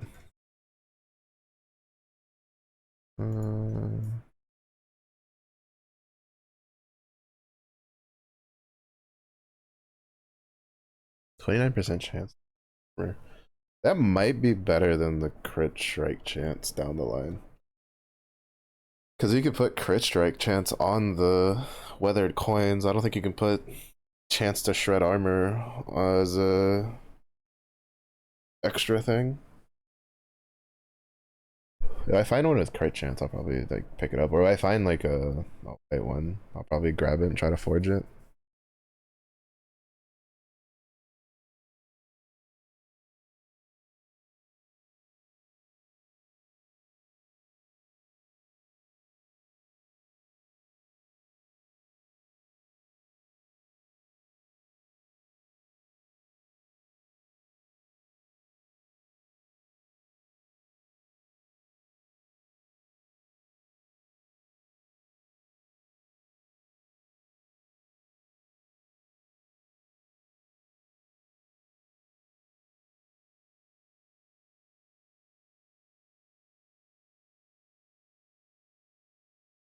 I still find it so weird how killing a normal thing will drop me like 20 billion shards, but then I kill like that thing, which was like an elite, and it drops me like a pair of boots.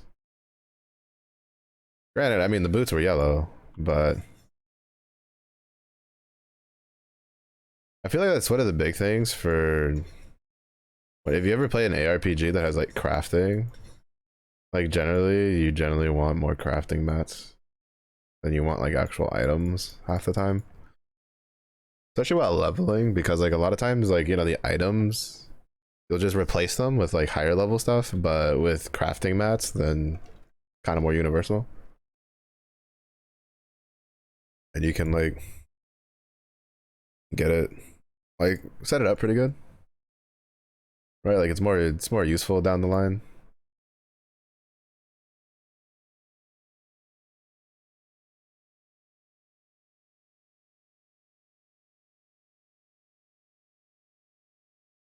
Also, if it didn't cost like materials to actually dismantle stuff, then obviously items would be great, but you need a rune of shattering. I don't know if rune of shatterings will make it or it'd be a long term thing.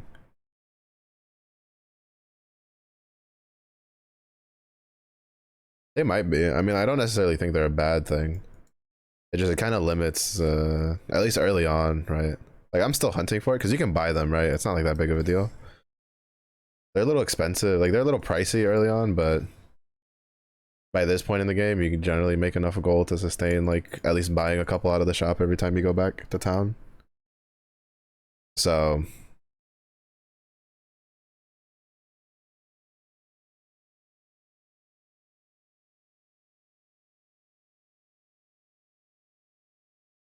not really too big of a deal.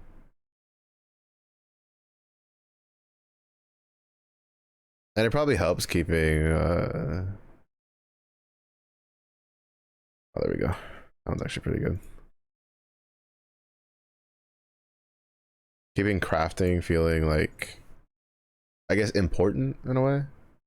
Like early on, like making you be a little bit more frugal with like what you craft.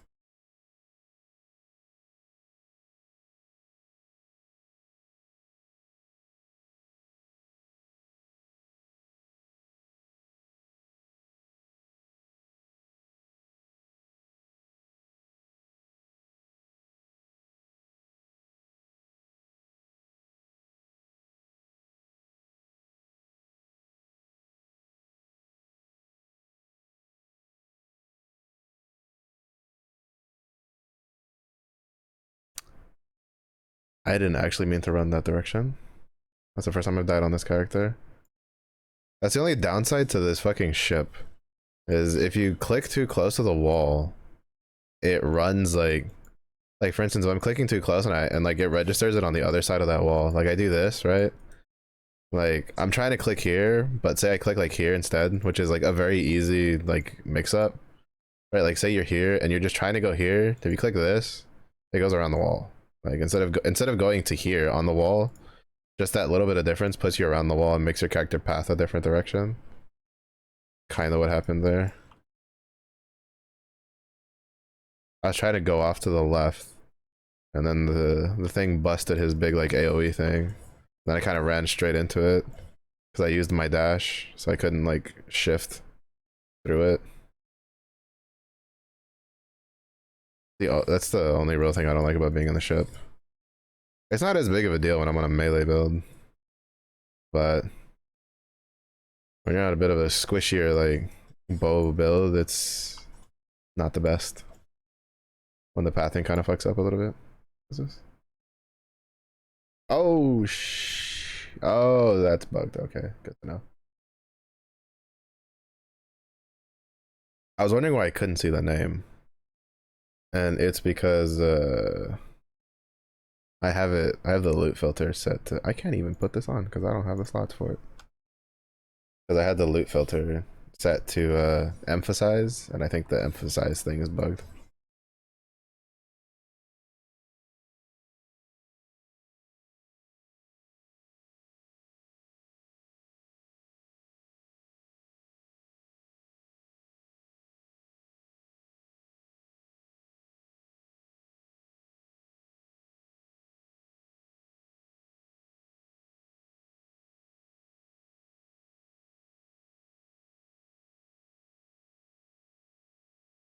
Cause like I was just like, that's obviously an item, but there's no like name on it. I don't know if like the item was bugged. No, it's just the pillaging thing, which means I can put it on the quiver, which is huge. I can get 2 sources of bow fire damage.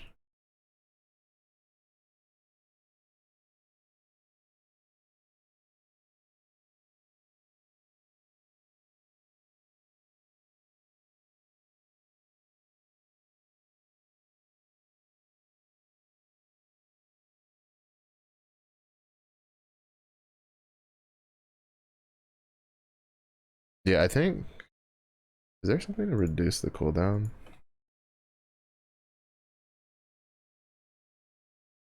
Fucking rude. I'm trying to look shit up. Yeah, increase cooldown recovery.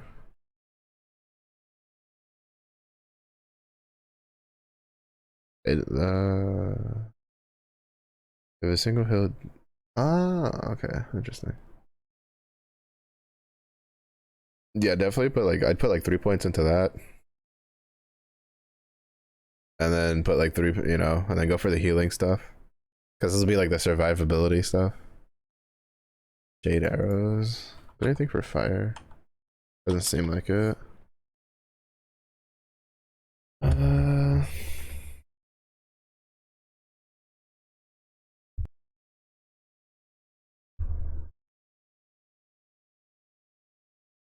no. I think I'm just gonna predominantly like go for yeah, like basically survivability stuff.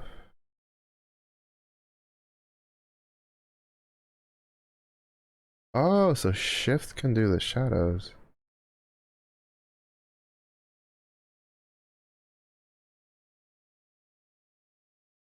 Cool.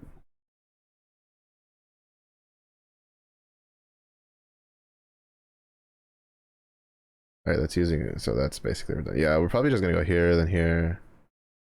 Um, Probably go for like the survivability stuff. Right? Like grab this. Obviously put 2 points in here, grab that. Uh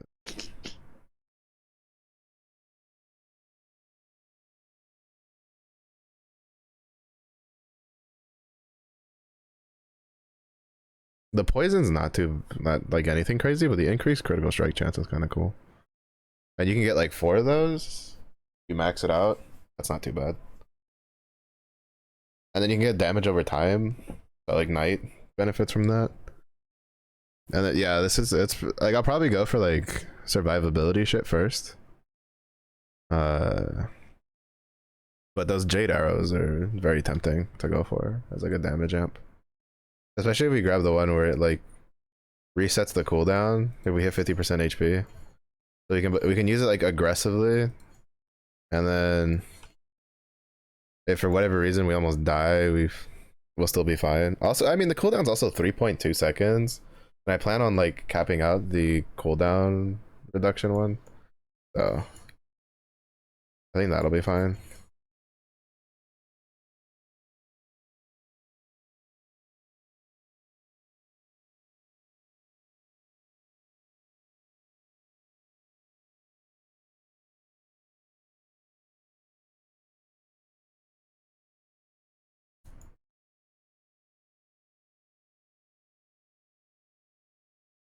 Also, I don't really mind when mobs do the whole blocking from damage at a distance, but the fact that there's a whole ass boss that does that shit annoys the fuck out of me.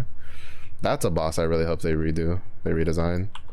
Because holy shit, that boss sucks to fight. And you might go, oh, well, Mellow, you know, it kind of like balances out how melee usually has, you know, the short end of the stick with boss fights. You would think that until you realize the boss fight itself is a guy who shits poison puddles all over himself. So he's just a pain in the ass to fight, period.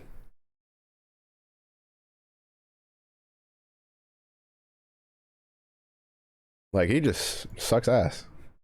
I don't like his fight. Like at all. I really hope it gets changed at some point. I think it's probably like out of all the boss fights I've done, I'd say it's probably like the most annoying one. Not to mention that you fight him twice, because later on there's another boss fight that resummons him, and you have to fight him and another boss at the same time, and it's such a pain in the ass.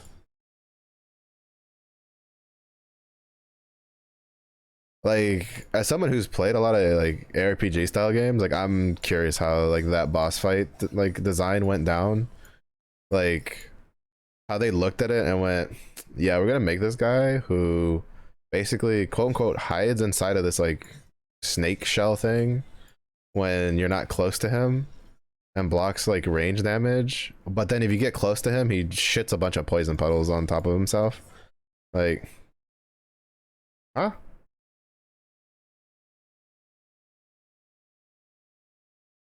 Like it makes me wonder what they were actually trying to do was like probably like make a fight where like if you know the characters at a distance he throws poison at them and then blocks their damage, forcing like ranged characters to have to fight in melee.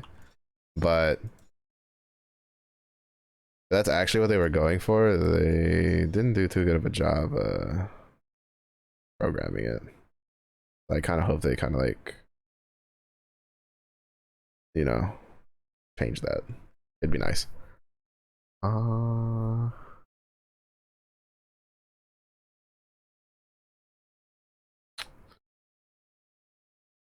mm,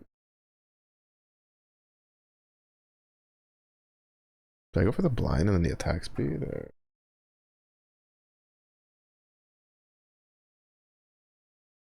pocket sand? Get fucked.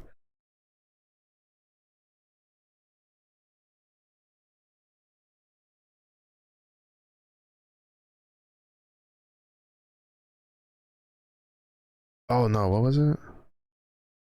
It was this that I wanted to put some points in. Just like 1 point. And then after that, we'll go to the blind and then the attack speed.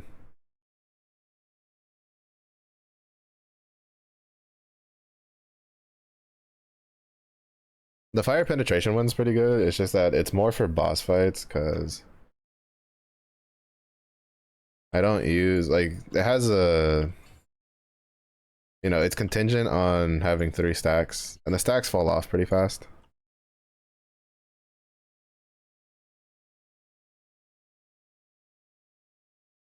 So it's not that great when, at least not for the rotation that I'm using. But I have to manage that plus manage the elemental arrow stacks.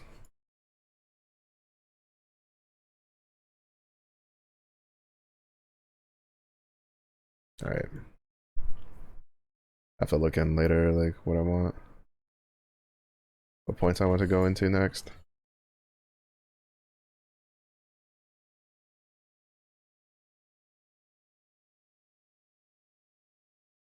I don't think. Okay, I did kill him. I was gonna say I don't think I didn't know if I killed that thing or not because those things are pretty tanky.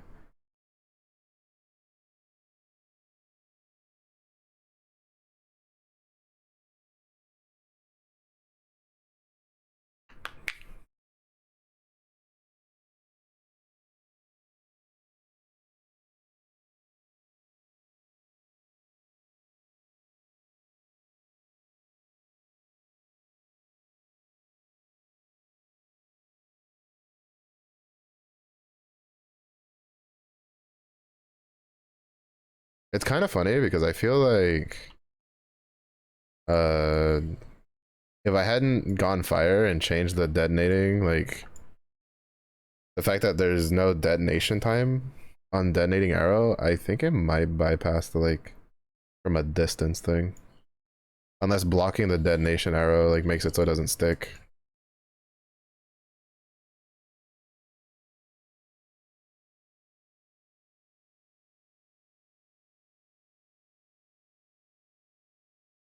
Because what is it? There's like some interesting interactions for like in PoE for like point blank and like what is it, like flicker strike? Because even though you can initiate the flicker strike from a distance, when you actually deal the damage, you're right on top of the like the enemy, and like point blank as a node gives you the bonus damage based on like where your character was relative to when the damage was dealt. So that's pretty interesting. Why do I know this? Because I've looked up a couple Flicker Strike builds because I've been curious on like maybe it'd be cool to use it. And then every time I look at those builds and I see what like items you need to make it like even remotely feasible, I'm like, I'm chilling.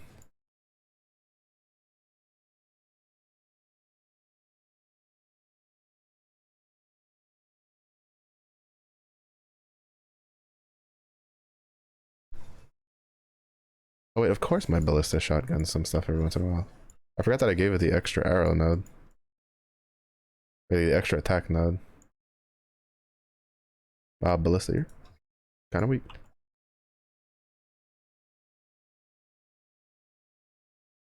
Well, to be fair, I didn't exactly like spec it for damage. I expected there just to be a pain in the ass.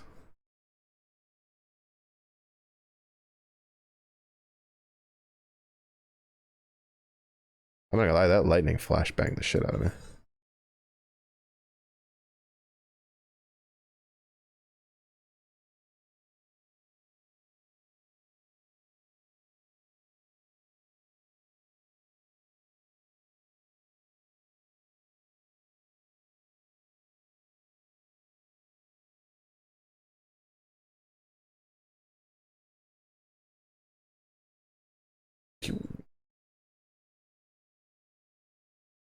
Oh, it took so long to get the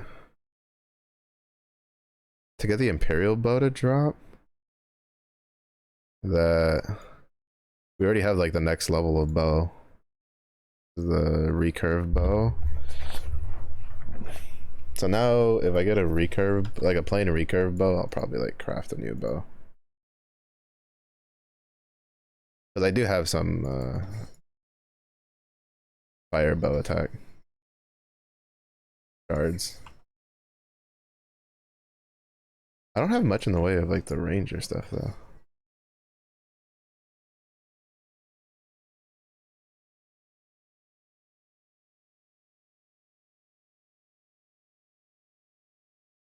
Sniped.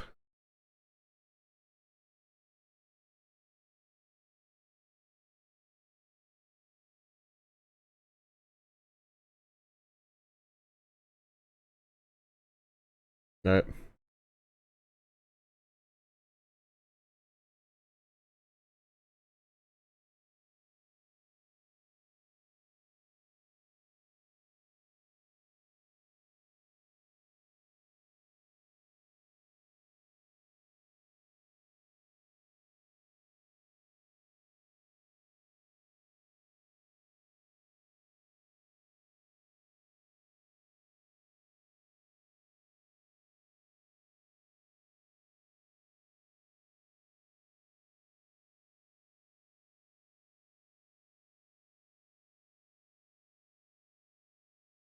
No, it's my shit now, fucker.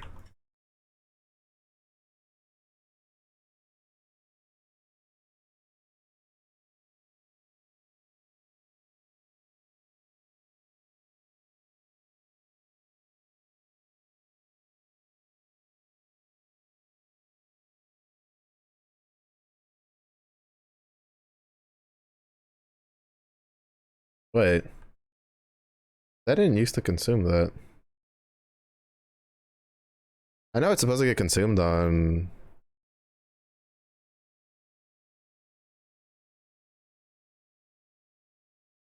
Hmm, interesting. When I first used this, it wasn't getting consumed, and then now it's getting consumed. Interesting. I also forget that elemental arrow charges based on like moving. You get one per second while moving. I always, for some weird reason, I keep thinking that it's like it just like refreshes like once per second, but it doesn't have to be schmoving, schmoving, moving, and grooving. That's fun. Did that give me enough slots for the thingy? Sure didn't. I need like this or this or this. Oh wait, actually, Sure did. Let's go.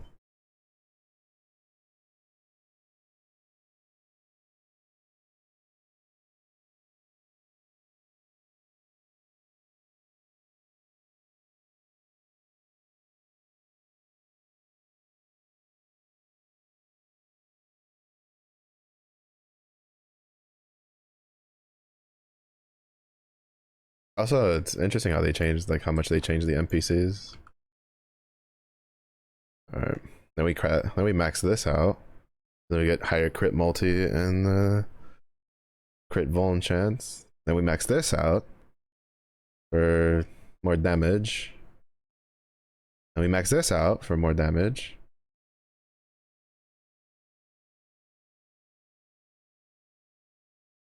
I don't care too much about like the charge shot one though.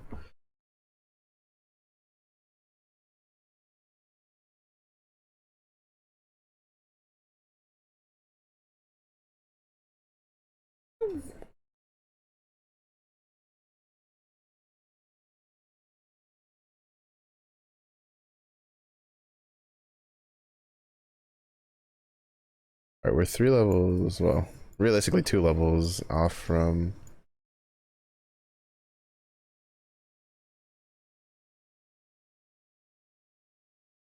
having our next like specialization node, which is going to go to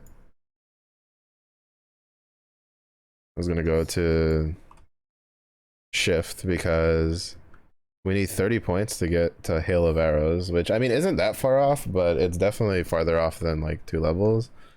And we're starting to get to the point where shit's gonna start murdering us. So having shift like with reduced cooldown and healing us is gonna be much nicer. Like much better. Alright, that's a dunyon.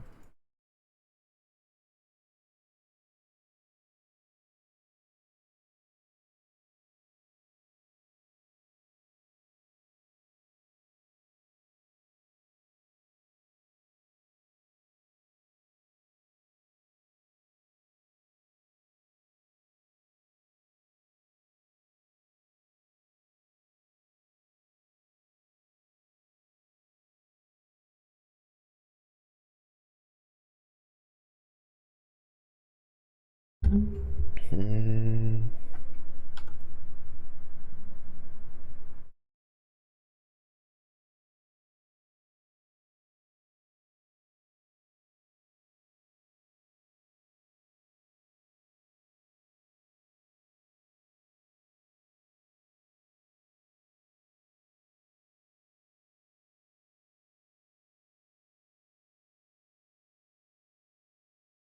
I don't want to get trapped in that corner.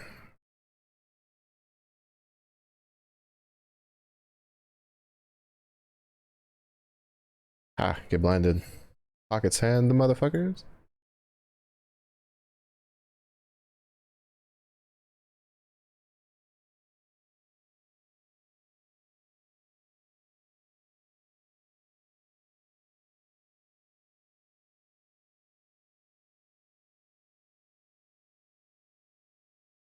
It's kind of nuts because this is literally this. Like the idol literally just gave me Arrow Storm. It even has the same like icon. I wonder if they stack.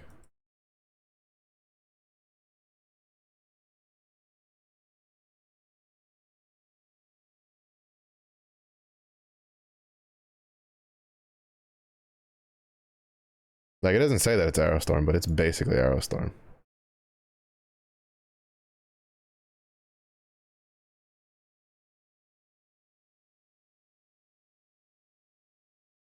I mean, we're gonna go down the Arrow Storm route anyway because that gives us also more defensives, but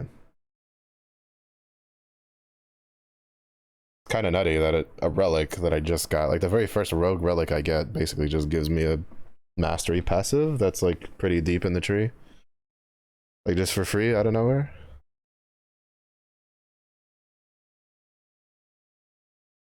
Wake up.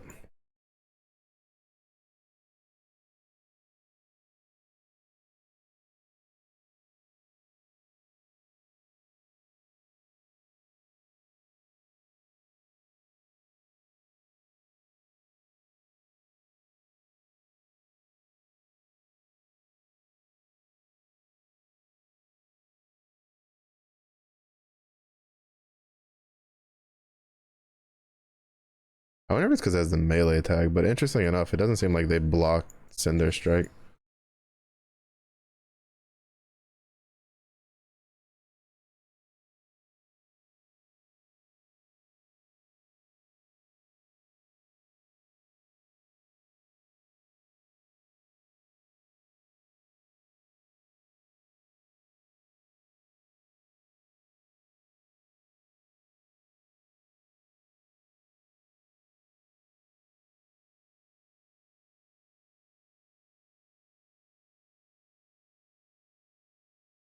Oh, never mind, they do.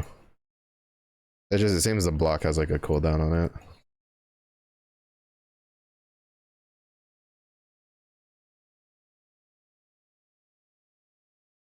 That guy literally just disappeared.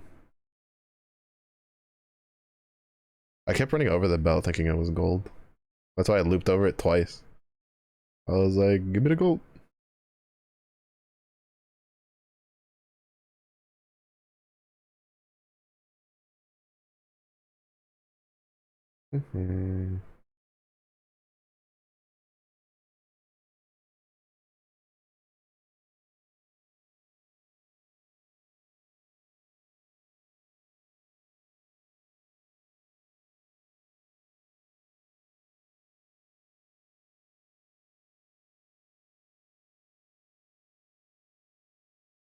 I'd appreciate it if you didn't just dodge my shit. Have you know those elemental arrows are expensive. Cost me a whopping 350 plus tax. No,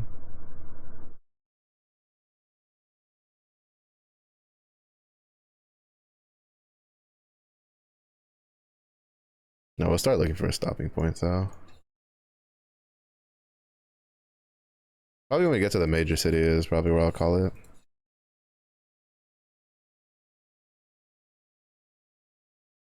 Well, actually, no, I think that's more than 30 minutes. I don't know, we'll see.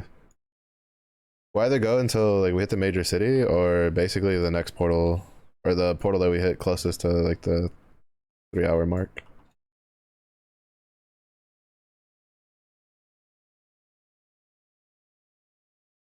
Because as I'm playing this, I'm starting to realize it's hurting my wrist is being a bit of a bitch. Even though it basically had a whole weekend off.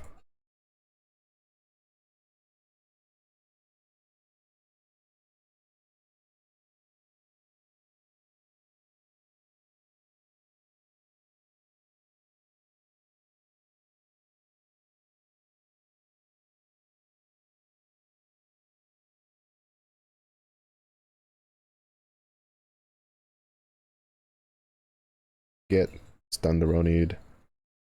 I love getting the stun totems when on my minion builds.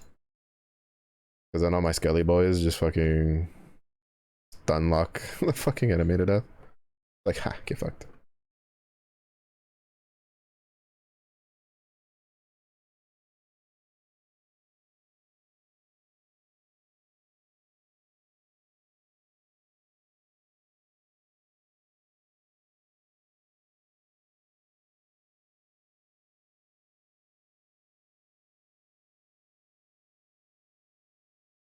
Move speed, dodge rating. I like the defensive stats better.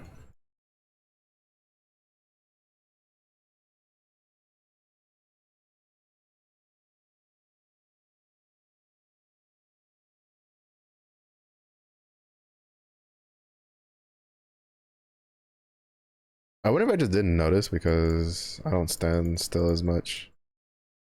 Oh, they changed. I don't think they changed his model, but they definitely changed his art. Because they changed a couple of the models and stuff for some of these, like, the NPCs in this area. I haven't made it, like, well, the furthest I've been is there's a winter area after this area. That's the furthest I've ever gotten. That's also the spot where I die a shit ton because that's where, like, the damage starts getting a little weird. where I was like capped out on resistances and then I'd still get fucking one-shotted by something.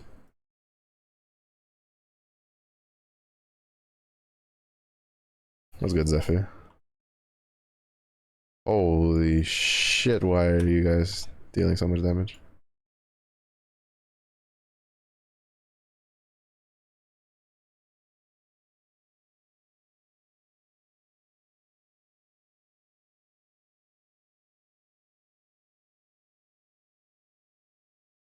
I was I have to. I knew that the wraiths here keep spawning until you go like destroy a certain item, so I had to make sure that they didn't like murder me while I was trying to get the lechonk. But gracias por el agua.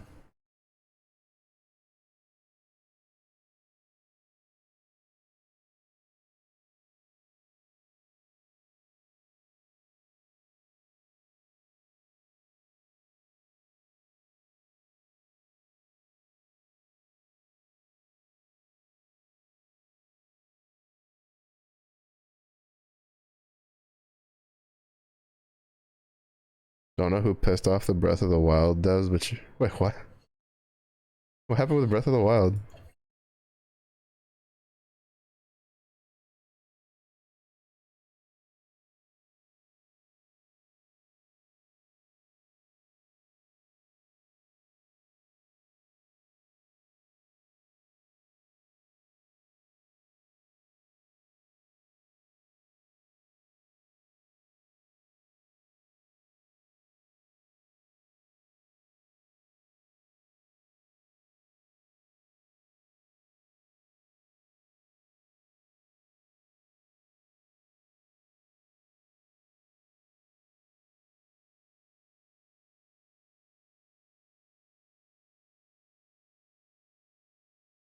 No, he got harpooned. Get fucked.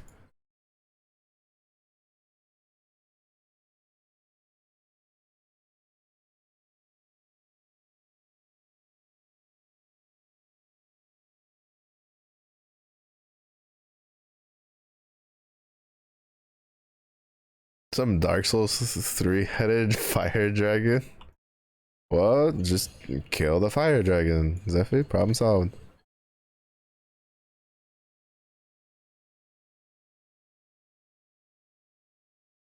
I mean, I remember there being a big fuck off lightning dragon in Breath of the Wild.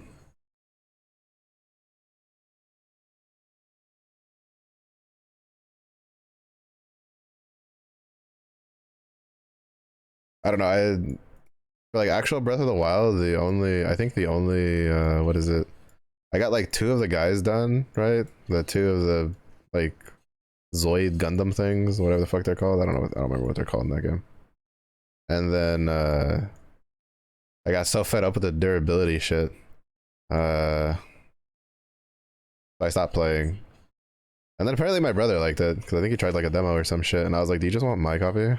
And he's like, "Sure." I was like, "Here."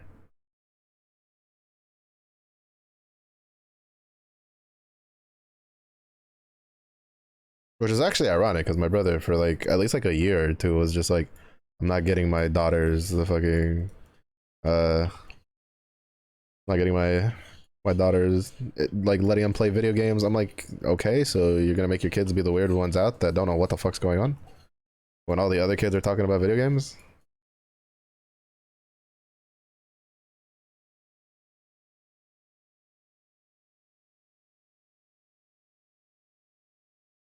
And then I think his wife finally convinced him like, "You should just get the kids, let them play Pokemons."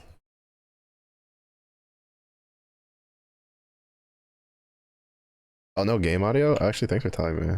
I forgot to add it to the thing. I had played this before, but I forgot it was like I had streamed this before, but I forgot that it was like back before I had to like redo all my settings and shit. If I had known that, I would have been playing music. It must have sounded boring as fuck. Oh, fuck away from me.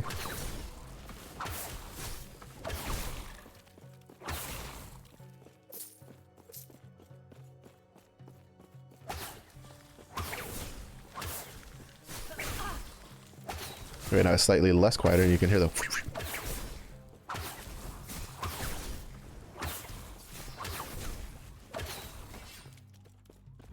periodically becomes rampant. Just say it periodically in ranges. Like, we know you kind of took that one from Path of Exile. It's okay. I'm not judging.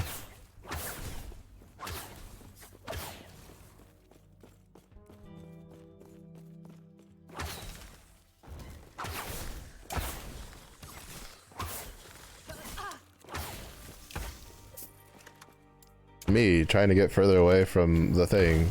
My ballista, by the way, you gave me harpoon, drags the thing closer to me. And I was like, fuck. Rigor.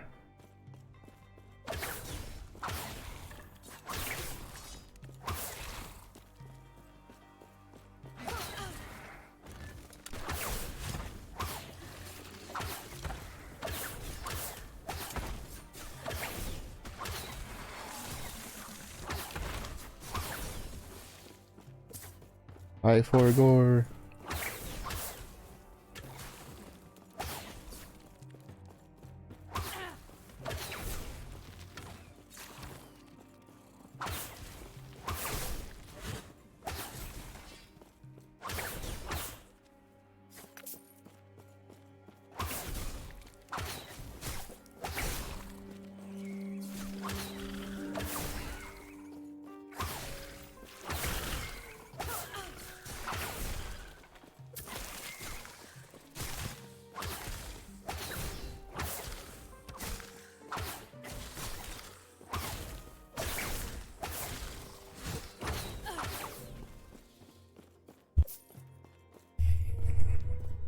You know, for things that resist fire damage, they still take a lot of fire damage.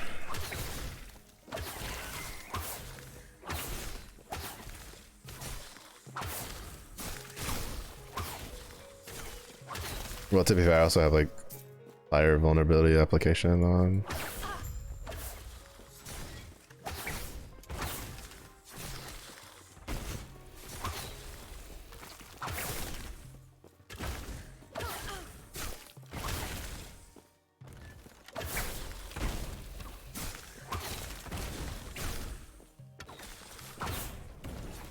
Ah, get fucked.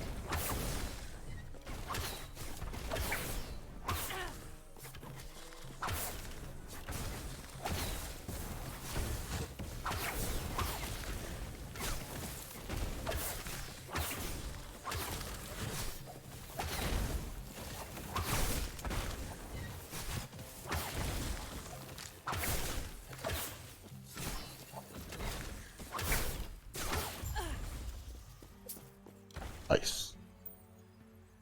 Nice.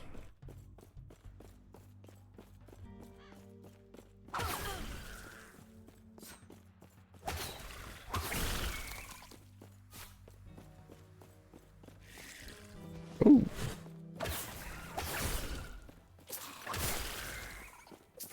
Can't approach him without all his blasting you with fire? No way around.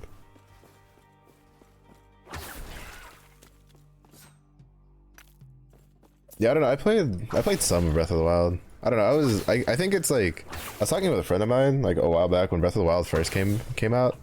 He's like, aside from the durability thing, he's like, the biggest relation he found was that most people whose first Legend of Zelda game, most, not everybody's, because I know a couple friends who like they also started with the same ones I did, but he was saying that people he found, like he knew, who like their first Legend of Zelda game, like me, was like Majora's Mask and like Ocarina of Time, like weren't really a huge fan of Breath of the Wild.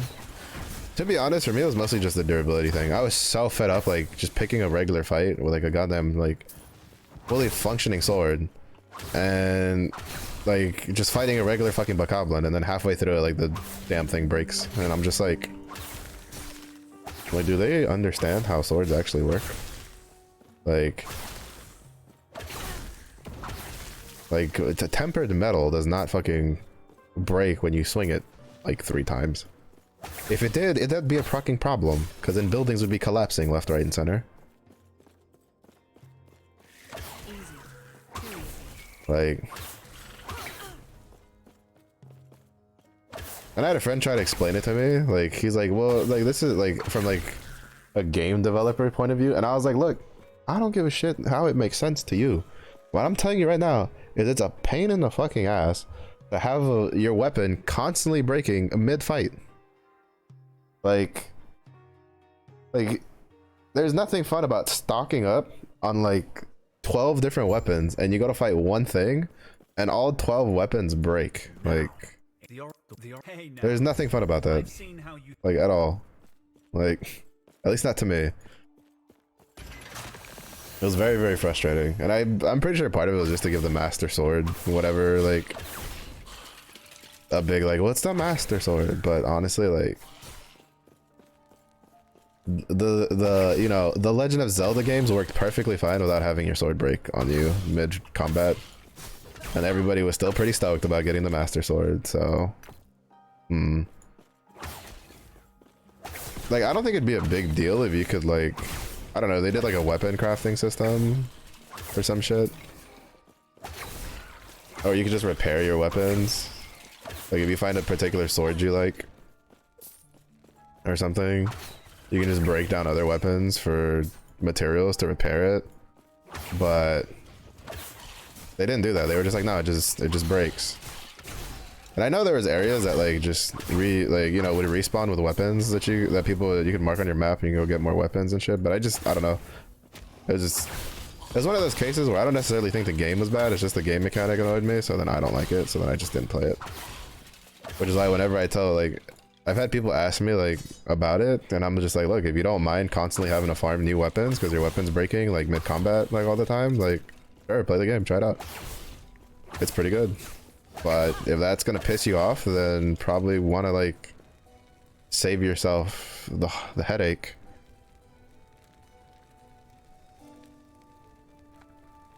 Yeah, one night. Yeah, it's kind of annoying.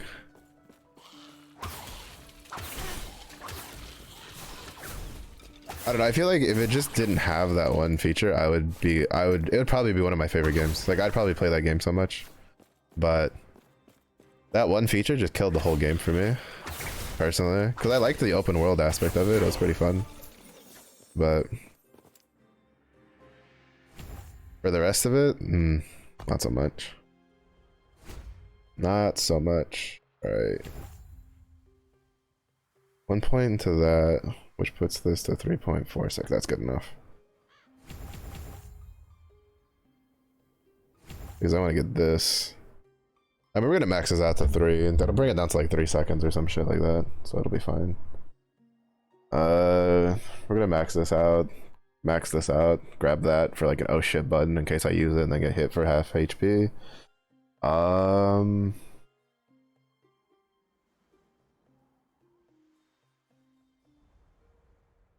Grab this just because it gives us invulnerability while shifting.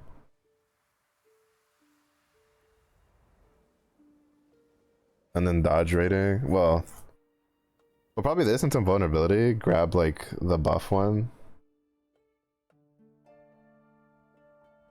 I kind of want a shadow.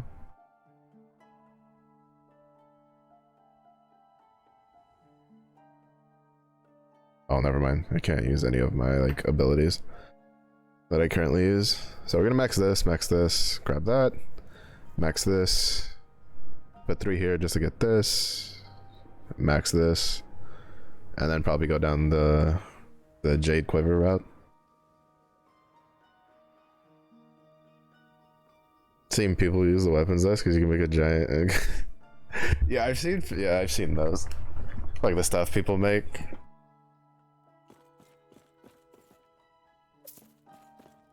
Like what is it? I saw what was it? A guy made like it was like giant plus sign that had like lasers shooting out of it that would just rotate and just kill everything around it.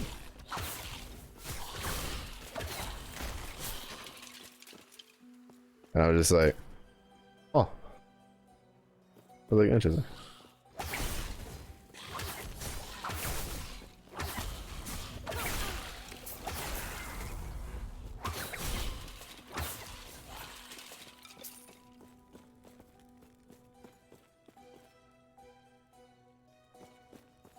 Like, it's cool to see people do all like the creative stuff.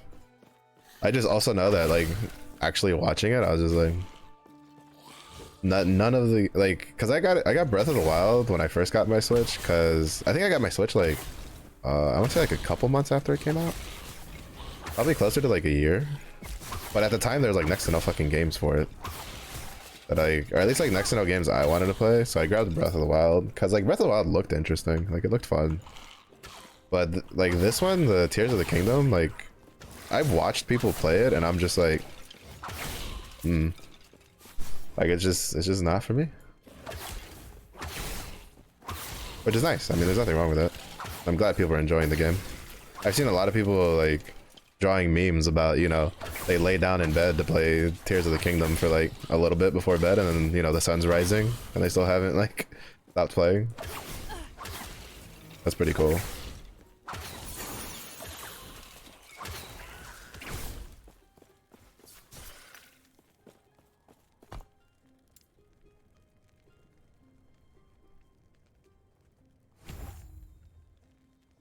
Now 1 point goes here, 1 point there. We got 1, 2, 3, 4, 5, 6, 7, 8.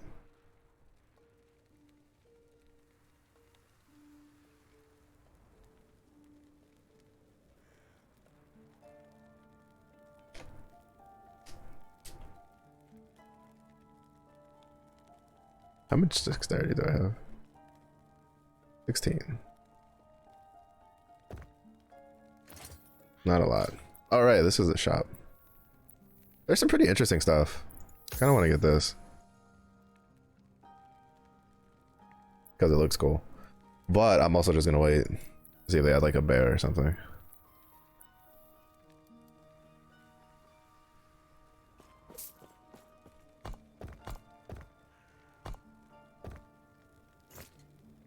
How do I open that again? Oh, so they took the supporter pack idea. That's actually really smart.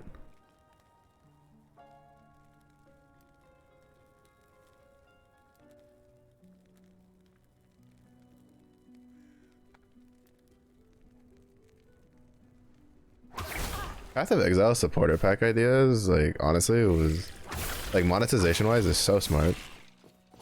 Because like you're basically paying for the points and then just getting a bunch of extra shit for paying for the points. So it's like it's a huge incentive for people, right?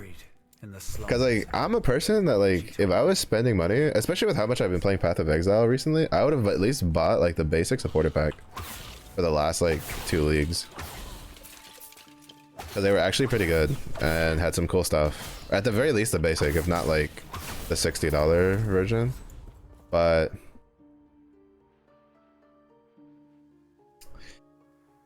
your boy is a broke ass bear, so I have to like save my money. As for as much as I play Path of Exile, there's still other games I'd rather get with those $30.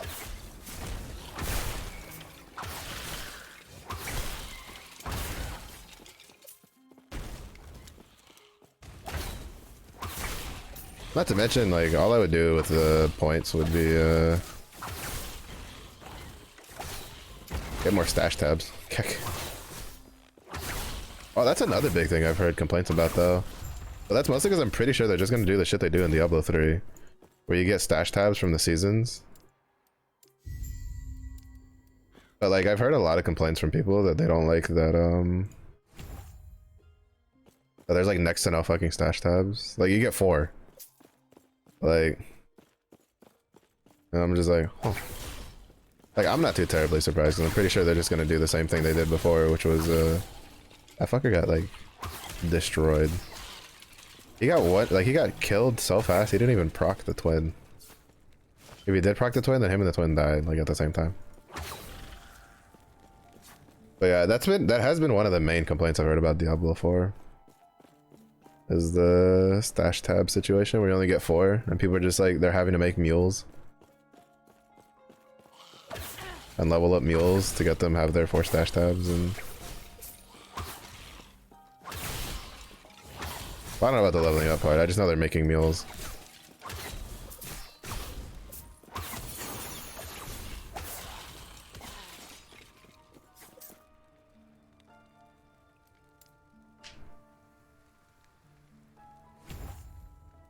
I want this. We're gonna put 3 points here. Look at this. And then get like 2 points here, and then like go for the quiver, because I don't think the move speed's like a huge deal.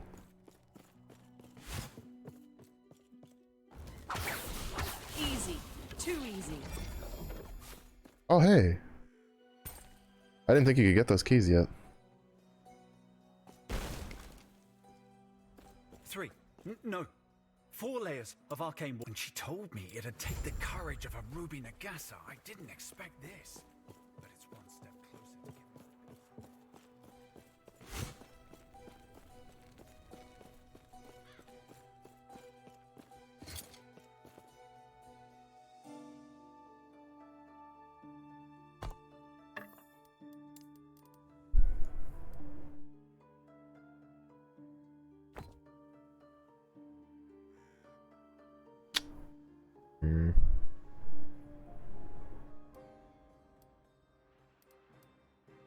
I said 19. Never mind. It took like almost all of that forging potential. That bow is basically dead now.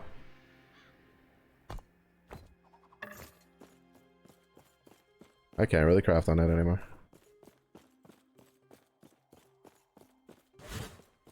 I keep hitting spacebar for my movement because I'm so used to Path of Exile.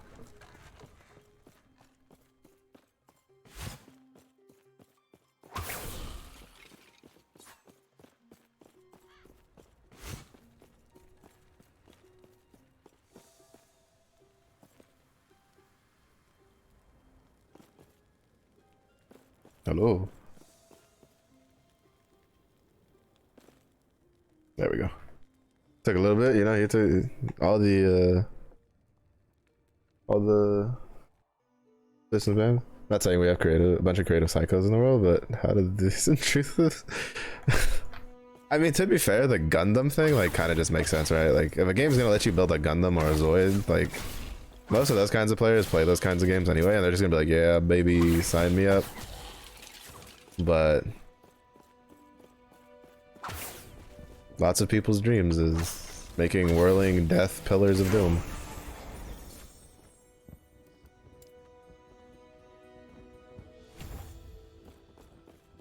Oh, we're about to see that stacks with the relic. I don't think it does. Oh, it does. Oh shit. They have 2 different icons.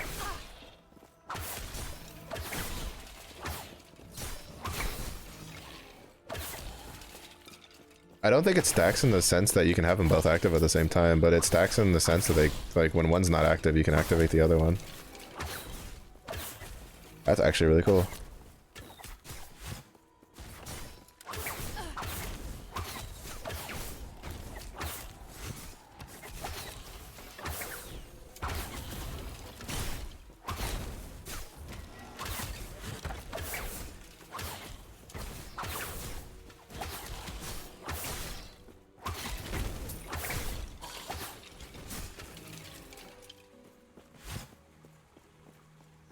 That's actually pretty cool. This square's I wish I'd seen it. I can only imagine how she feels.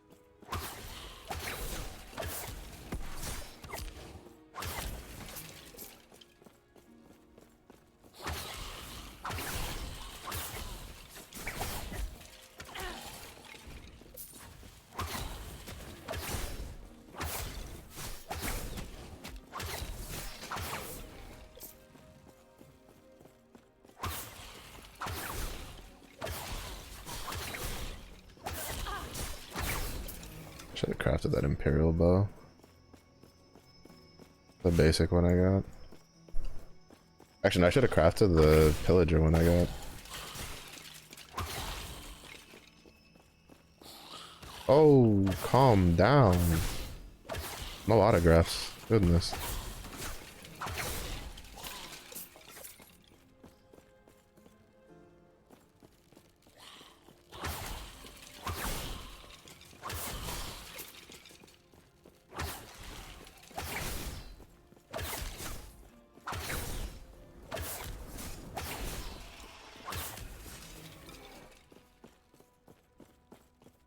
Oh, what's this? Let's go.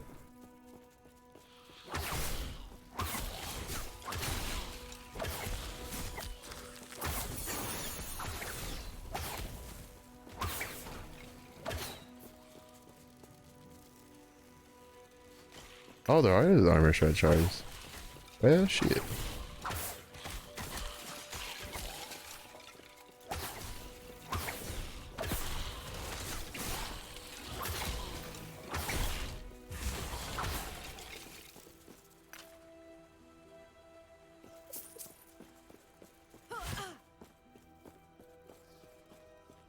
Not the beetle. The beetle bro dead. He's so dead.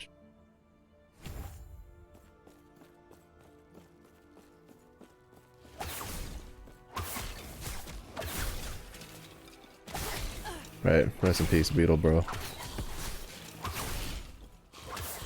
Rest in peace until I meet you again as an enemy, and then I'm gonna hate you. Might have to drop something.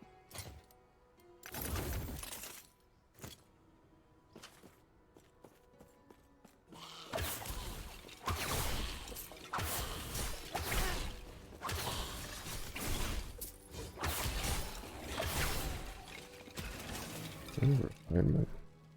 Oh, interesting. Kind of like an exalt dog.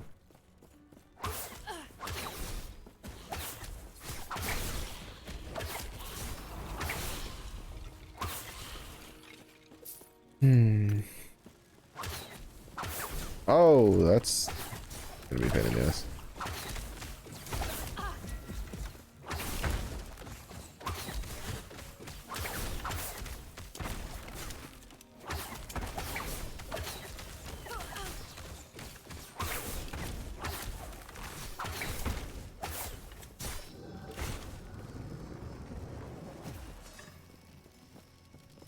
What's up?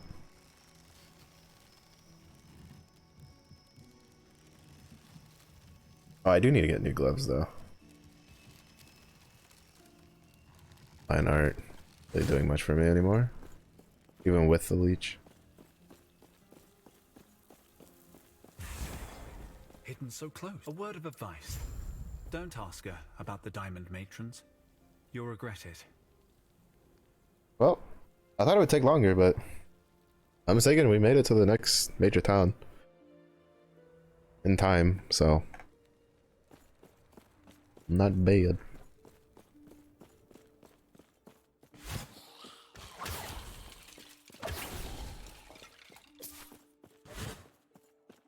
Not bad.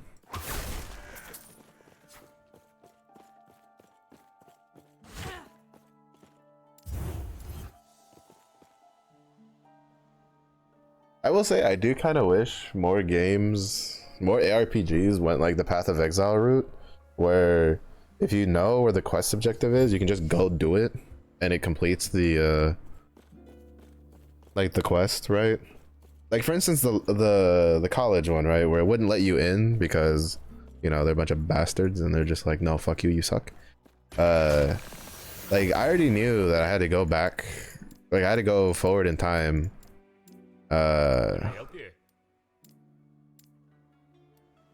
To go get the node for it, but I couldn't just go do it until I had gone into the thing and the guy told me to fuck off, right? Which was mildly annoying because like it's such a time waster, because like if they just like, I don't know how it would work coding wise, like I don't know if it's like a feasible easy thing to change or not, but I would very much have preferred being able to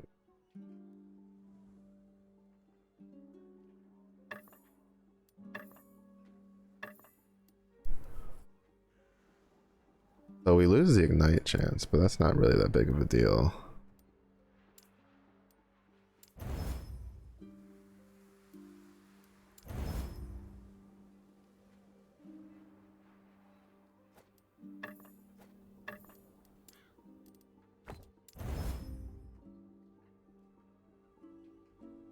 We got one back. We used like 3 on that.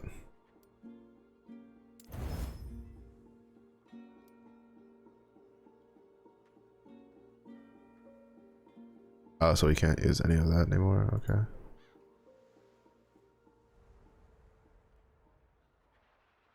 This should still be more damage though. That's fine.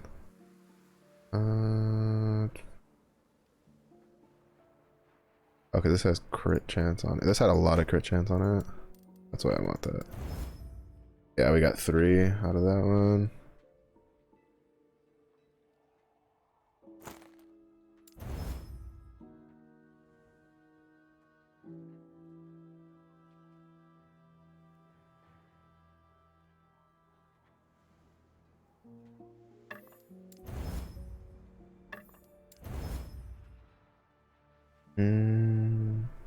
I don't think we really need that many more like increased fire damage ones, unless they're like 30 or higher, I would say.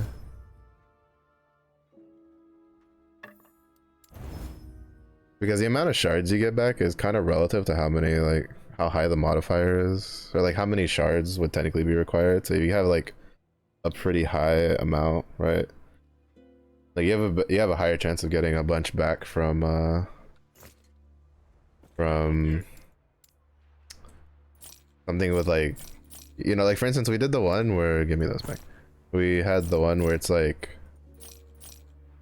the guy gave, you know, the axe, we had like 90%, right? And it gave like 3 or 4 nodes, which is a pretty sizable amount of like crit chance nodes. So it's not bad. Because then we can just put fire damage in these.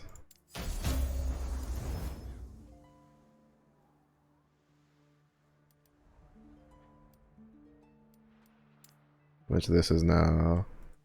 That's like 14% there.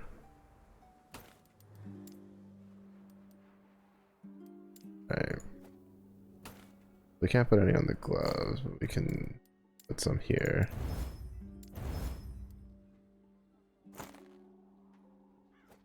More there.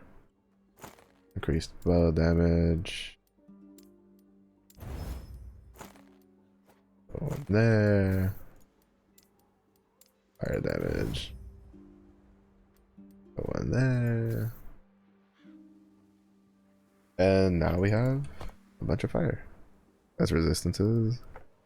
I don't know if it shows me a spot where I have. Alright, yeah. We have 131% increased fire damage. But I think that comes from the elemental damage thing.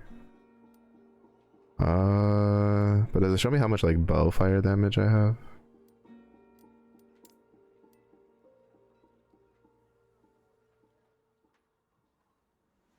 Ignite chance is 9%.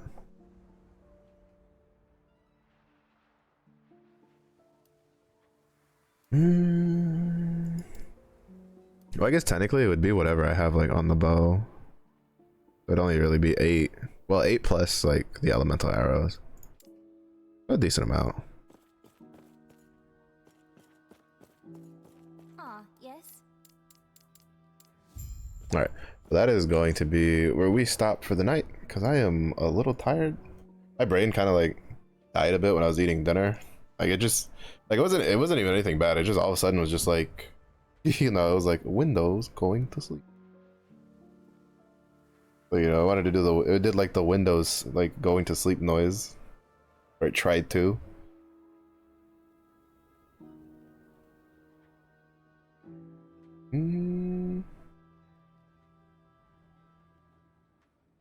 I'll raid the Barbie.